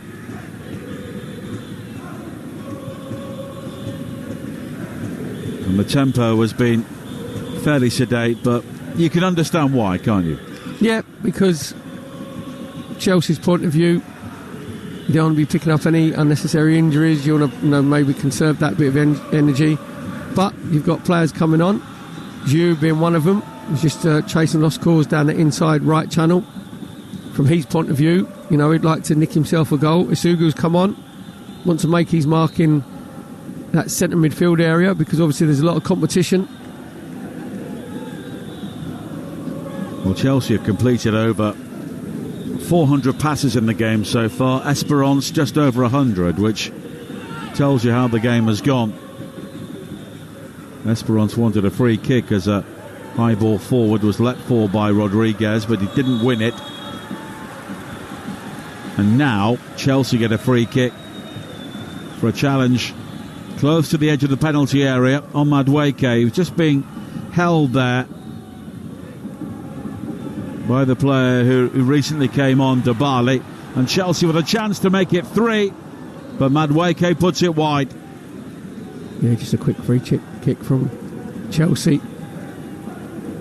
It's a great little ball from Dewsbury Hall into Madueke, just on that left-hand side of the penalty area. Does the right thing with his left foot, makes sure that he gets his shot across Ben Said. I think Madueke thinks it's going to nestle in that far corner. Unfortunately, because he's got a good contact on it, it just starts curving away, misses the far post by probably about 4 inches. Big chance for Chelsea. But again, just an example there that just moving the ball that little bit quicker. And our next action comes from the Club World Cup tomorrow, Thursday, 8 o'clock. Juventus against Manchester City from Camping World Stadium in Orlando. It'll be warm there. And that will also be an afternoon kickoff as well. So both sets of players will have to deal with the hottest part of the day. And before that, Talksport 2 later on today, 5 o'clock. England against the Netherlands in the semi-finals of the UEFA Under-21 Championships. You can have your say on this game with Paul Ross after 4 o'clock. 03717 223344 is the number to call. And we have 25 minutes of play left here, and Chelsea have made 1 or 2 changes, and I would be surprised, Perry, if they don't use their full complement here. Yeah, very much so.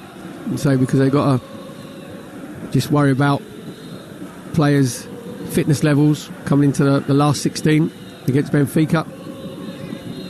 But also, Enzo Rushford's got to think about the players of Chelsea that are on those yellow cards, because you don't want to be putting someone like Neto on or Caicedo on, pick up an unnecessary yellow card, and then they're suspended for the last 16 game. Achimpong. Now it's worked wide by Asugo towards Dewsbury Hall. Nkunku down the right. And Chelsea will be facing Benfica in Charlotte, and that will be another daytime kickoff, 9 o'clock Saturday night UK time.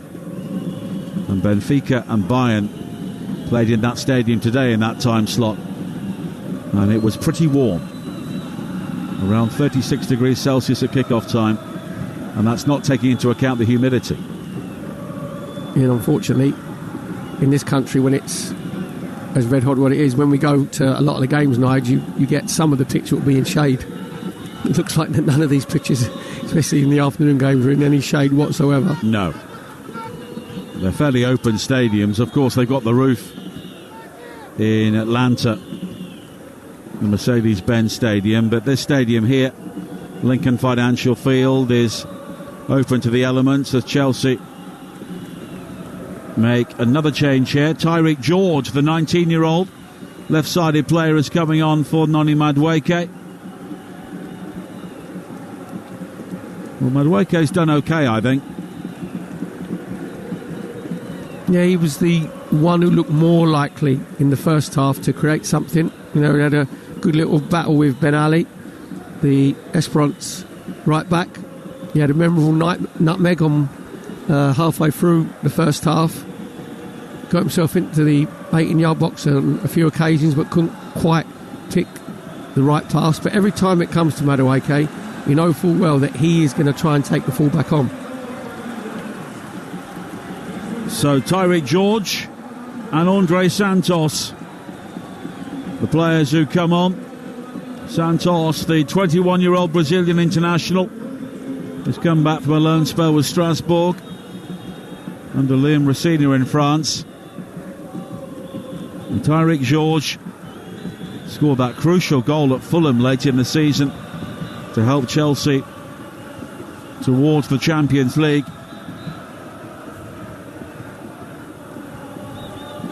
And now this really does feel like the sort of pre-season friendlies you get at this time of year in this sort of place.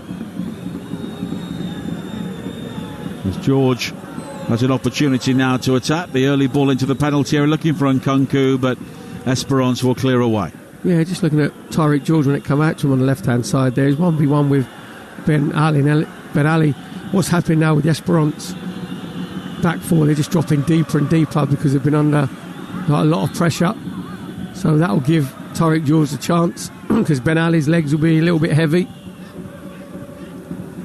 When I was at that game you was talking about, Nigel, at Craven Cottage, and in the first half Chelsea were awful, 1-0 down, and then Enzo Maresca made a change, brought off Reece James, put on Gusto. Gusto actually started playing with gusto and give a bit of energy to Chelsea, and they managed to turn that game around and win it 2-1.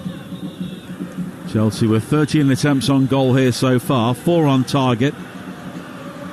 Esperance looking to attack now.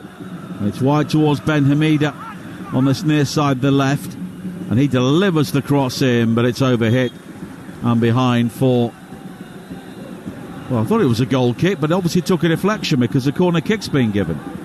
Chelsea thought it was a goal kick. So I think Ben Hamida's got away on there because he should have crossed the ball a lot earlier and he ended up running down a blind alley. I think the referee might have changed his mind because they just end up running straight, and as he crosses the ball, Anchapong actually nowhere near him. You can tell from the reaction from Ben Hamida that there isn't a deflection. So the referee changed his mind and gives a goal kick. And we have 20 minutes to play here on Talksport. Esperance 0, Chelsea 2. And you can assess the fallout of this game on Talksport Breakfast coming up at 6 o'clock, and also early breakfast with Shaban from 5. As Nkunku has been fouled by Guencini, and it will be a free kick here for Chelsea.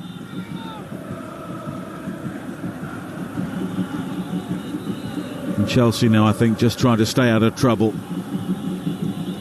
in the final 20 minutes or so. Giroud works it wide to the far side. He'll be keen to put on a show. A player who arrived at Chelsea with a big reputation and backed it up with goals in the Conference League before his injury. Now George. And it's all the way back towards Jorgensen again. Yeah, at the moment, Nigel, looks like it's damage limitation from both teams, isn't it? Obviously, Esperance will be more than happy with just getting beat 2-0 at this stage. So Chelsea just going through the motions. And now Chelsea have given the ball away. Asugo was robbed. And here is Konate for Esperance. It's launched wide to the far side. And George will try and shepherd Ben Ali out of play, and that's what he does. And Chelsea have the throw-in, but more changes now for Esperance. It's Guencini who is going off, and Raid Bouchniba is coming on. 21-year-old Tunisian international, 4 goals and 3 assists for him this season. Plays as a right back, and that's where he'll go. He's actually playing inside Ben Ali, so he may go in as a right-sided central defender. Yeah, I just think, again, it's fresh legs. Bouchniba will just go on, as I said, there in front of Ben Ali. Normally, he'd be playing in that sort of right-back position. But just try and give Ben Ali that little bit of protection. Achampong wide towards Dewsbury Hall again. Coming in field, tries to thread it through to Nkunku, but it was well seen by Ogbelu.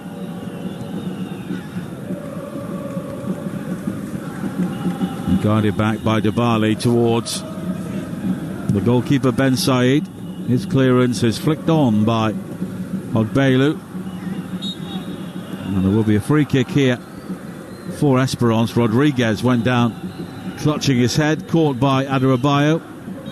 It's a free kick for Esperance inside the centre circle, although looking at the replay, I'm not sure there was necessarily a huge amount of contact. He did well, actually, Rodriguez, because he just backed into Tosin, just made sure that Tosin couldn't get over the top of him to attack the ball. Tosin ended up just putting his forearm across him. Now it's been given away by George, and here is Rodriguez into the penalty area now for Esperance, and he gets it back, tries to thread it through to Jan Sass, but in the end it breaks down. Chelsea have white shirts back at it. Yeah, Rodriguez couldn't quite get the ball out of his feet. Just tried to flick the ball back inside to Jan Sassi. In the end, it was really good defending from Badiashile.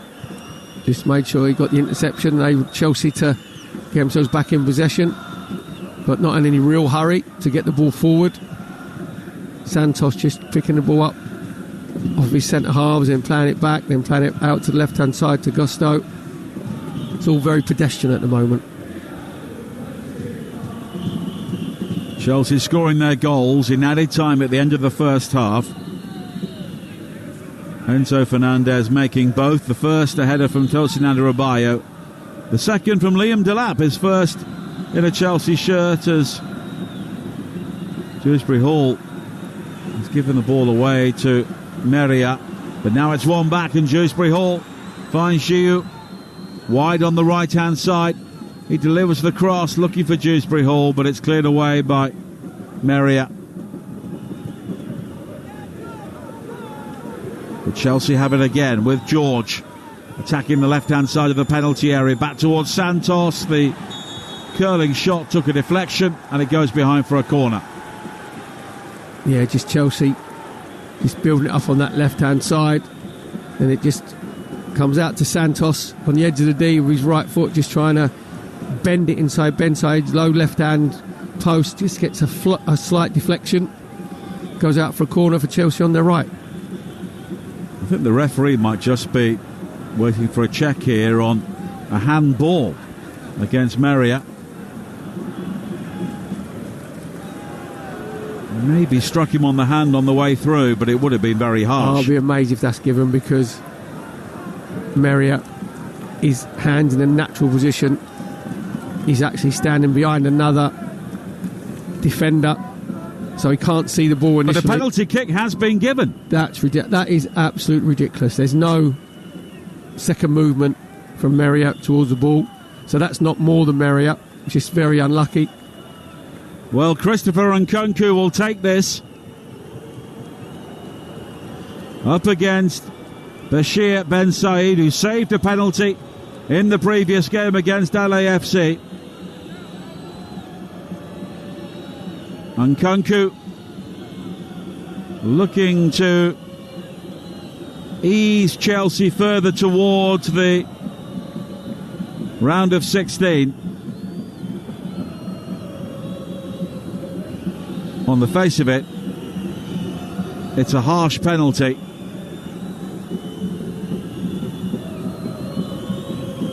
But our South American officials have given it.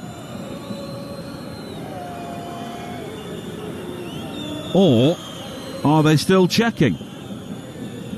Well, Yael Falcon Perez is still waiting for confirmation here. Well, Nicholas Gaul Barragan, who is the VAR, if he's checking this, he should be asking the referee, Yael Falcon Perez, to come and have a look. Because obviously Perez has given it in real time, which we didn't see. We thought he'd given a corner because it come off of Merriott. Merriott's hand is down by his side. He can't really see the ball. There's no second movement to it. It's not in an unnatural position. If this is given, it's ridiculous.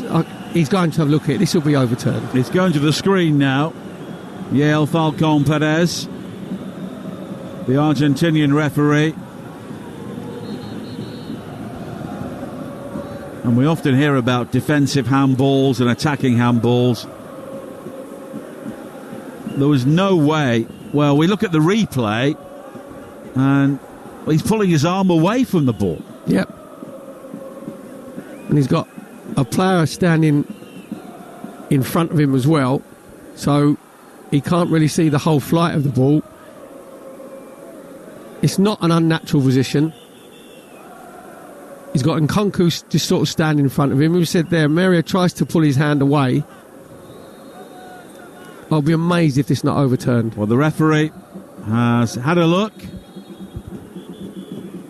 and he's given the signal, and now he is walking back. There is not a punishable handball. This is natural position. The final decision drop ball for the goalkeeper. And he's overturned his decision, which is the right decision. 100%. And one of the new 8 rules that have been brought in this Club World Cup, obviously the officials communicating with the fans in the stadium, makes it absolutely clear. So well played, Nicholas. But he's not given a corner now. How does that work out then? Well, it was either a penalty or a corner. It's not a drop ball. And Chelsea are fuming. And to be honest, they've got a case. I think there's been a little bit of brain freeze there from Yael Falcon Perez, the referee. Because as you said there, it's 100% a corner, which we all thought was going to be initial decision anyway. Then we're surprised that he's actually put in a penalty spot. And when he gave the penalty, we looked at each other and went, really? And then obviously he's given it in real time. So, but that is, I'm not a big fan of VAR whatsoever, which it's been quite well documented. But that was 100% the right decision. But if it strikes the defender and goes behind, it's a corner. Perhaps he's need another VAR check. Perhaps he's going to call him back over again and say, have enough look at that, mate, because I think you should be given a corner. Well, what that does guarantee is we'll have more added time at the end of this game. 10 minutes to play. Esperance 0, Chelsea 2. Well, you know what the giveaway as well there, Nigel, for the penalty? Not one Chelsea player appealed for a penalty. It was obviously Santos who took the shot, and normally the player that takes the shot, if they think that it's a penalty and the arm's been raised, they go mad, don't they? And sort of, well, you're not allowed to surround the referee. It's another rule, isn't it? Whereas the captain's the only player allowed to talk to the referee now. But obviously the referee, Yael Falcon Perez, didn't have the right angle, and he's guessing. So therefore, don't give the penalty, give the corner, and let VAR have a look at it, and then I should go and look at the monitor if it is a penalty. Well, they're having another calling break at the moment with 9.5 minutes to play. I'm not sure why they didn't have the calling break during that VAR check. It took long enough. Can you do me a favour? Stop using common sense. We don't do common sense in football. Well, they're having the calling break now, and Mahir Kanzari, the coach of Esperance, is very expressive with his captain, Yassin Meria. Another player who has played in Europe for Olympiacos. But Chelsea scoring both their goals at the end of the first half. Adebayo with the first, nodding home the free kick from Enzo Fernandez. And then Fernandez finding Delap, who turned inside neatly away from Meria. The thing with Liam Delap, Nigel, is obviously he's his new sign, or he's new signing. He's a young player that's obviously had his first season in the Premier League. It's another step up because Chelsea is a miles bigger club than Ipswich Town, and you can tell by players' body languages that he looks like he believes that he belongs there. You know, he's not phased him at all. He's sort of, you can tell that he's dictating to his midfield players where he wants the ball, when he wants the ball, and he'll give Chelsea another dimension. You mentioned about, obviously, Cole Palmer, who will hopefully be playing in 10. You know, for a Chelsea fan, you want to play him in 10. He'll be licking his lips that he knows that he's got a focal point up front where he can actually roll it into him, or he can put it in to the spaces for him to run into the channels. So I think, what was the 30 million? Yeah. In today's market, 30 million is a bargain. Mamadou Sarr's come on for Malo Gusto for Chelsea. And changes as well for Esperance as we approach the end of this game. And it's Chieb Jabali who has come on to replace Jan Sass. Kanate has also gone off as well for Esperance. And the player who has come on is Houssem Tika, another Tunisian international in a team which is dominated by them. 34 Tunisian titles, 4 African Champions Leagues, and they were beaten in the quarter-finals of that competition this season by Mamelodi Sundowns, the South African club, who are also at the World Club Cup, as free kicks being given for a challenge on this near side, and it will be an opportunity for Esperance to play the free kick high into the penalty area.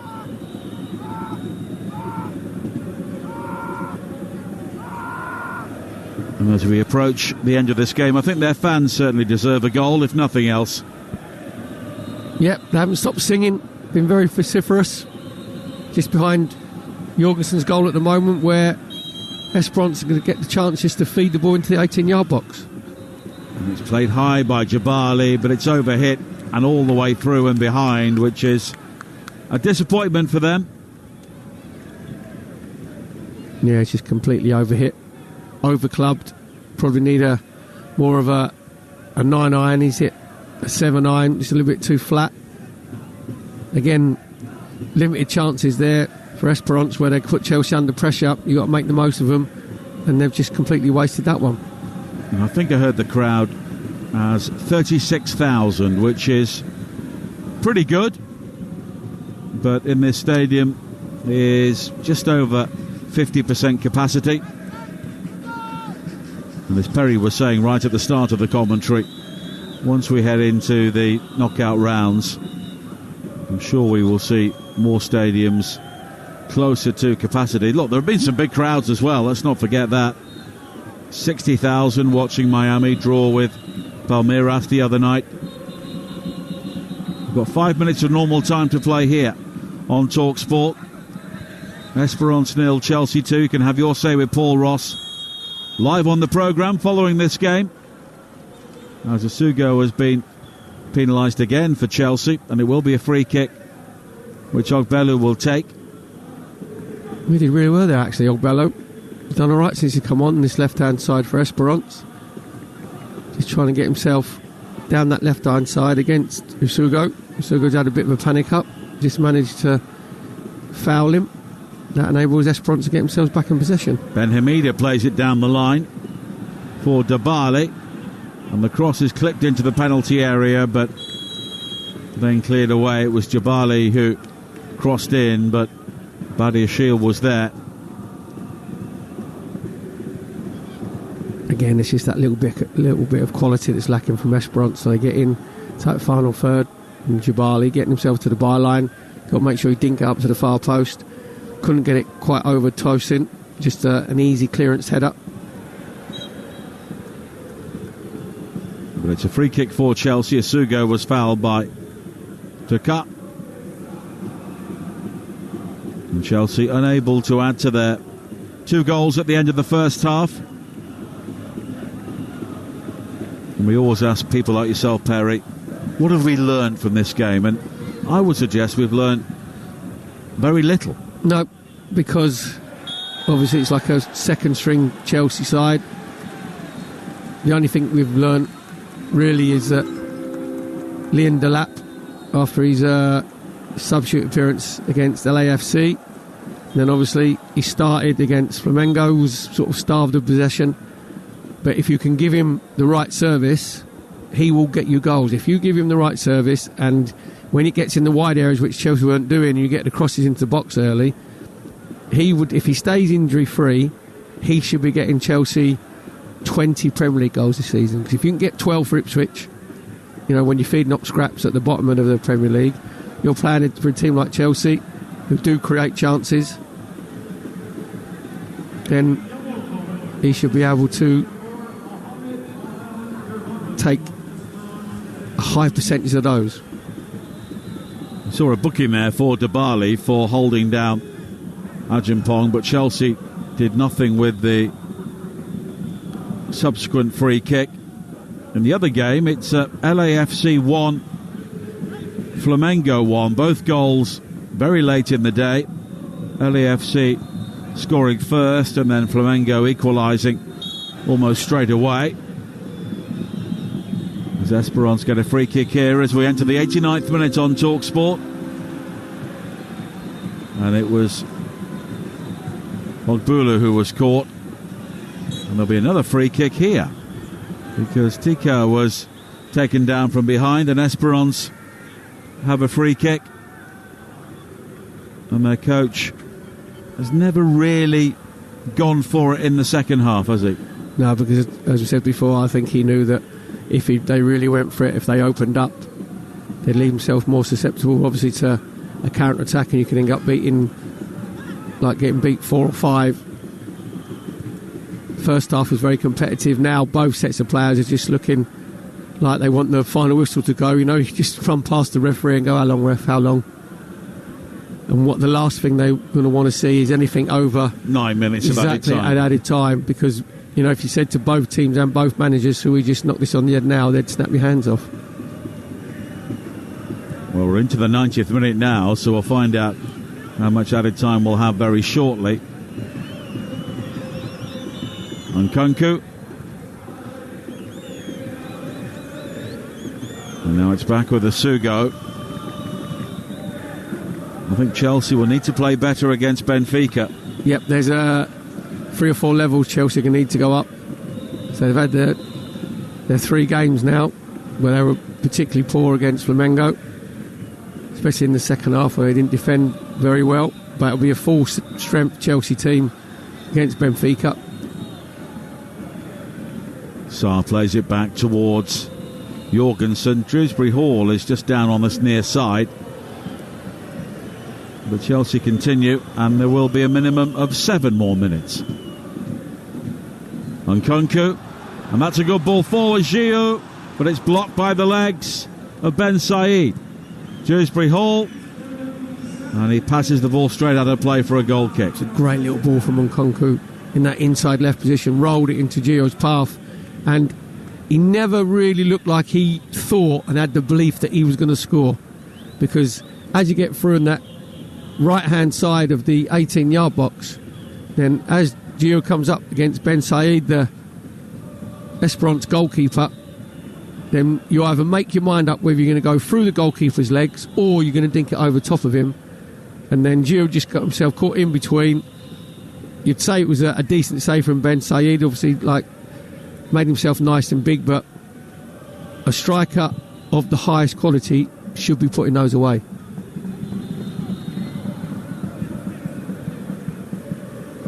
And Esperance win it back now in the centre circle. 03717 223344, the number for you to have your say with Paul Ross following this game.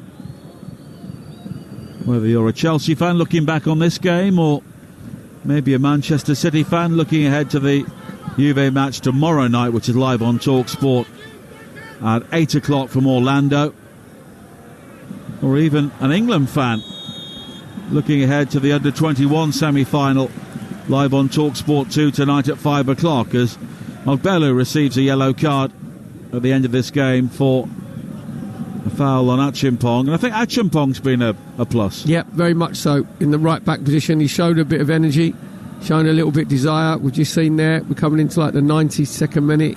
He's picked the ball up in his own half, just break through the centre of the field. Ogbelu just comes over, and just as Achimpong tries to just get it out to left-hand side, Ogbelu sort of slides in, brings him down. And you'll be picking your man of the match with Paul at the end of this game. Good luck with that one. Yeah, I can see why.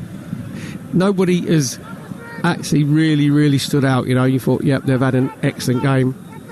Good goal from Delap. That was the one big bit of quality from Chelsea in that first half. You know, where his hold-up play was okay. He got a bit frustrated a couple of times where he thought Nkunku should have played it into him nice and early.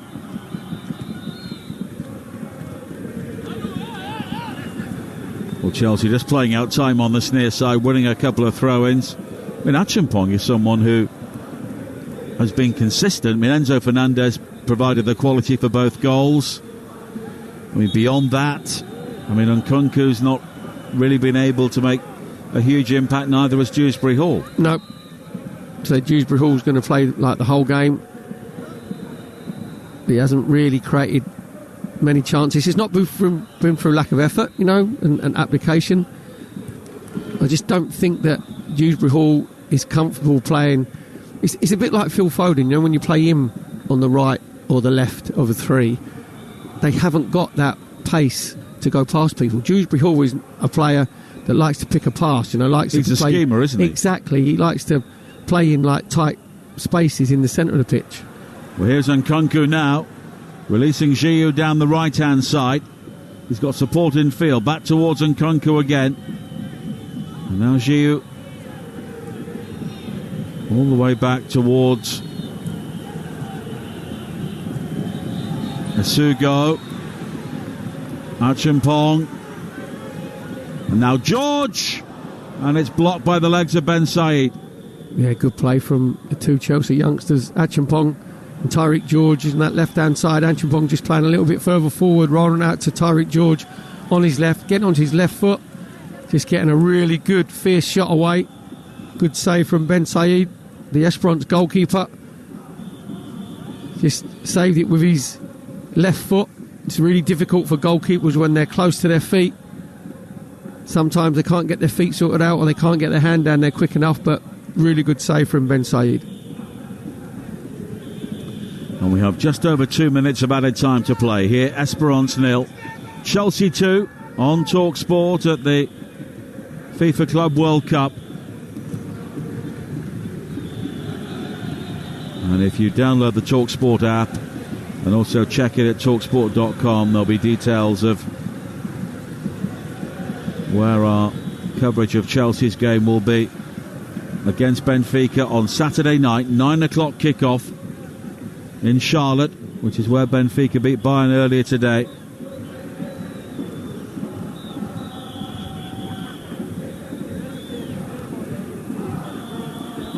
But Esperance looking to have the final word here. It's back with Tugai, and a good ball wide towards this near side. And there was a crossing opportunity there briefly for Ben Hamida, but in the end it's wide to the far side. And Ogbelu, but Esperance not taking the opportunity to cross it high, and now Nkunku can bring the ball clear for Chelsea. And it's infield towards the edge of the penalty area, and the shot will find its way in. And it's a third goal for Chelsea. And it was hammered with real power there from Tyreek George. Too hot for the goalkeeper to handle. And it gently bobbled over the line. And it's the youngster who has the final word. Tyreek George, the 19-year-old, with another Chelsea goal. They did Esperance by 3-0, and in the end they've cruised into the round of 16 at the Club World Cup. Yeah, it's a really good break from Chelsea on the counter-attack, and Nkunku initially just travelling with the ball, plays out to Santos on his left-hand side, then he rolls it back into Tyreek George on the edge of the D, gets it onto his right foot, and I've just said about how well the goalkeeper Ben Said had played the previous 10 minutes, 2 big saves with his feet. That is shocking goalkeeping, because it's virtually gone straight at Ben Said. As he's gone down to his right-hand side, he's got both hands to it. It's actually just bounced over his hands, gone into the back of the net. There was just a wry smile from Tyreek George to say, I can't believe I've just scored there. And there was a grimace on the face of Ben Said thinking, I can't believe I haven't just saved that. And it was the final action. The full-time whistle has gone.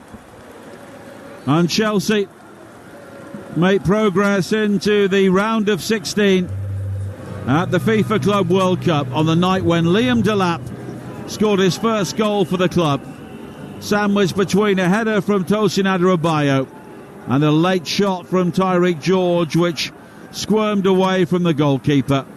Chelsea weren't brilliant, but in the end, really, they didn't have to be. Full-time, Esperance 0, Chelsea 3. Fantastic stuff there from Nigel Adderley and Perry Groves. Of course, Perry, I think Chelsea are going to have to go up a couple of gears if they're serious about going further in this competition, aren't they? I think there'll be more than that, Paul, to be honest. You know, in the old days when you had your racer, didn't you? It was like 10 gears. I think Chelsea are probably in, about fourth or fifth? Do you know what I mean? So, yeah, they need to go up a few notches when they play against Benfica. So, it would just be job done. Yeah. You know, Enzo Maresca will say that his team have been very professional. He'll come out, with the cliches. They were poor in that first 45 minutes in the first half. So no one saw him going in 2.5 at half time. Tosin with his header. Liam Delap with a brilliant bit of skill and great finish. And then Tyreek George just getting his goal right on full time there, where it just bounced over Ben Said's hands, where a goalkeeper should saved it. So I think 3-0 is pretty flattering for Chelsea, really. But it doesn't really matter, because they're in the last 16, playing against Benfica. They'll play a full-strength side. There's no injuries, nobody's suspended. So Enzo Maresca will just say, job done. And a very balanced performance by the ref. A howler in the first half and a howler in the second, I thought. Yeah, it's really strange, and he had the interception in the first half, didn't he, where then... he should have dropped the ball. He dropped the ball, should have been back to Chelsea, he didn't. And the penalty was a really strange one, Paul, because we're doing the commentary and we thought, that's a corner. Yeah. And then, hold on, he's given a penalty. Then they showed a replay, and you think anybody who watches and loves their football, in a million years, that's not a penalty. No. Because Mariah's got his hands down by his side. He can't even see the ball because Nkunku sort of in front of him, hits his left hand, and quite rightly the VAR, Nicholas Gallo-Barragan, says to the referee, come and have a look. Didn't take a lot of working out.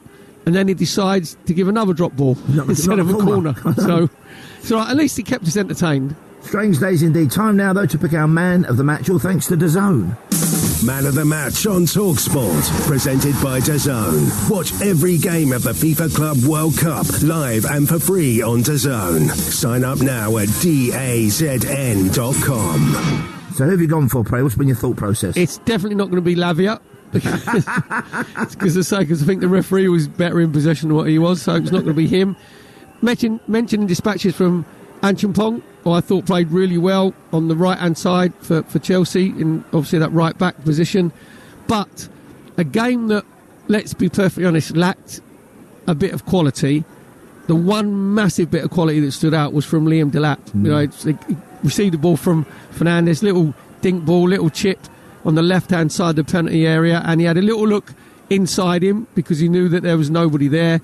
He took a brilliant touch with his thigh that took him past Ben Ali. Then Mariah comes across him with his left foot. He checks back inside. He's got it onto his right foot, and I said it was a la Jim agrees. You said it was a la Dixie Dean, where he just rolled it, to the left of Ben Said, gave him the eyes.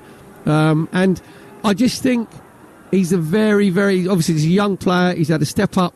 Chelsea is a step up, on club-wise, a lot bigger than Ipswich under more pressure. He doesn't look like, at the moment, that he's feeling that. He looks like he feels he belongs there. His body language is really good.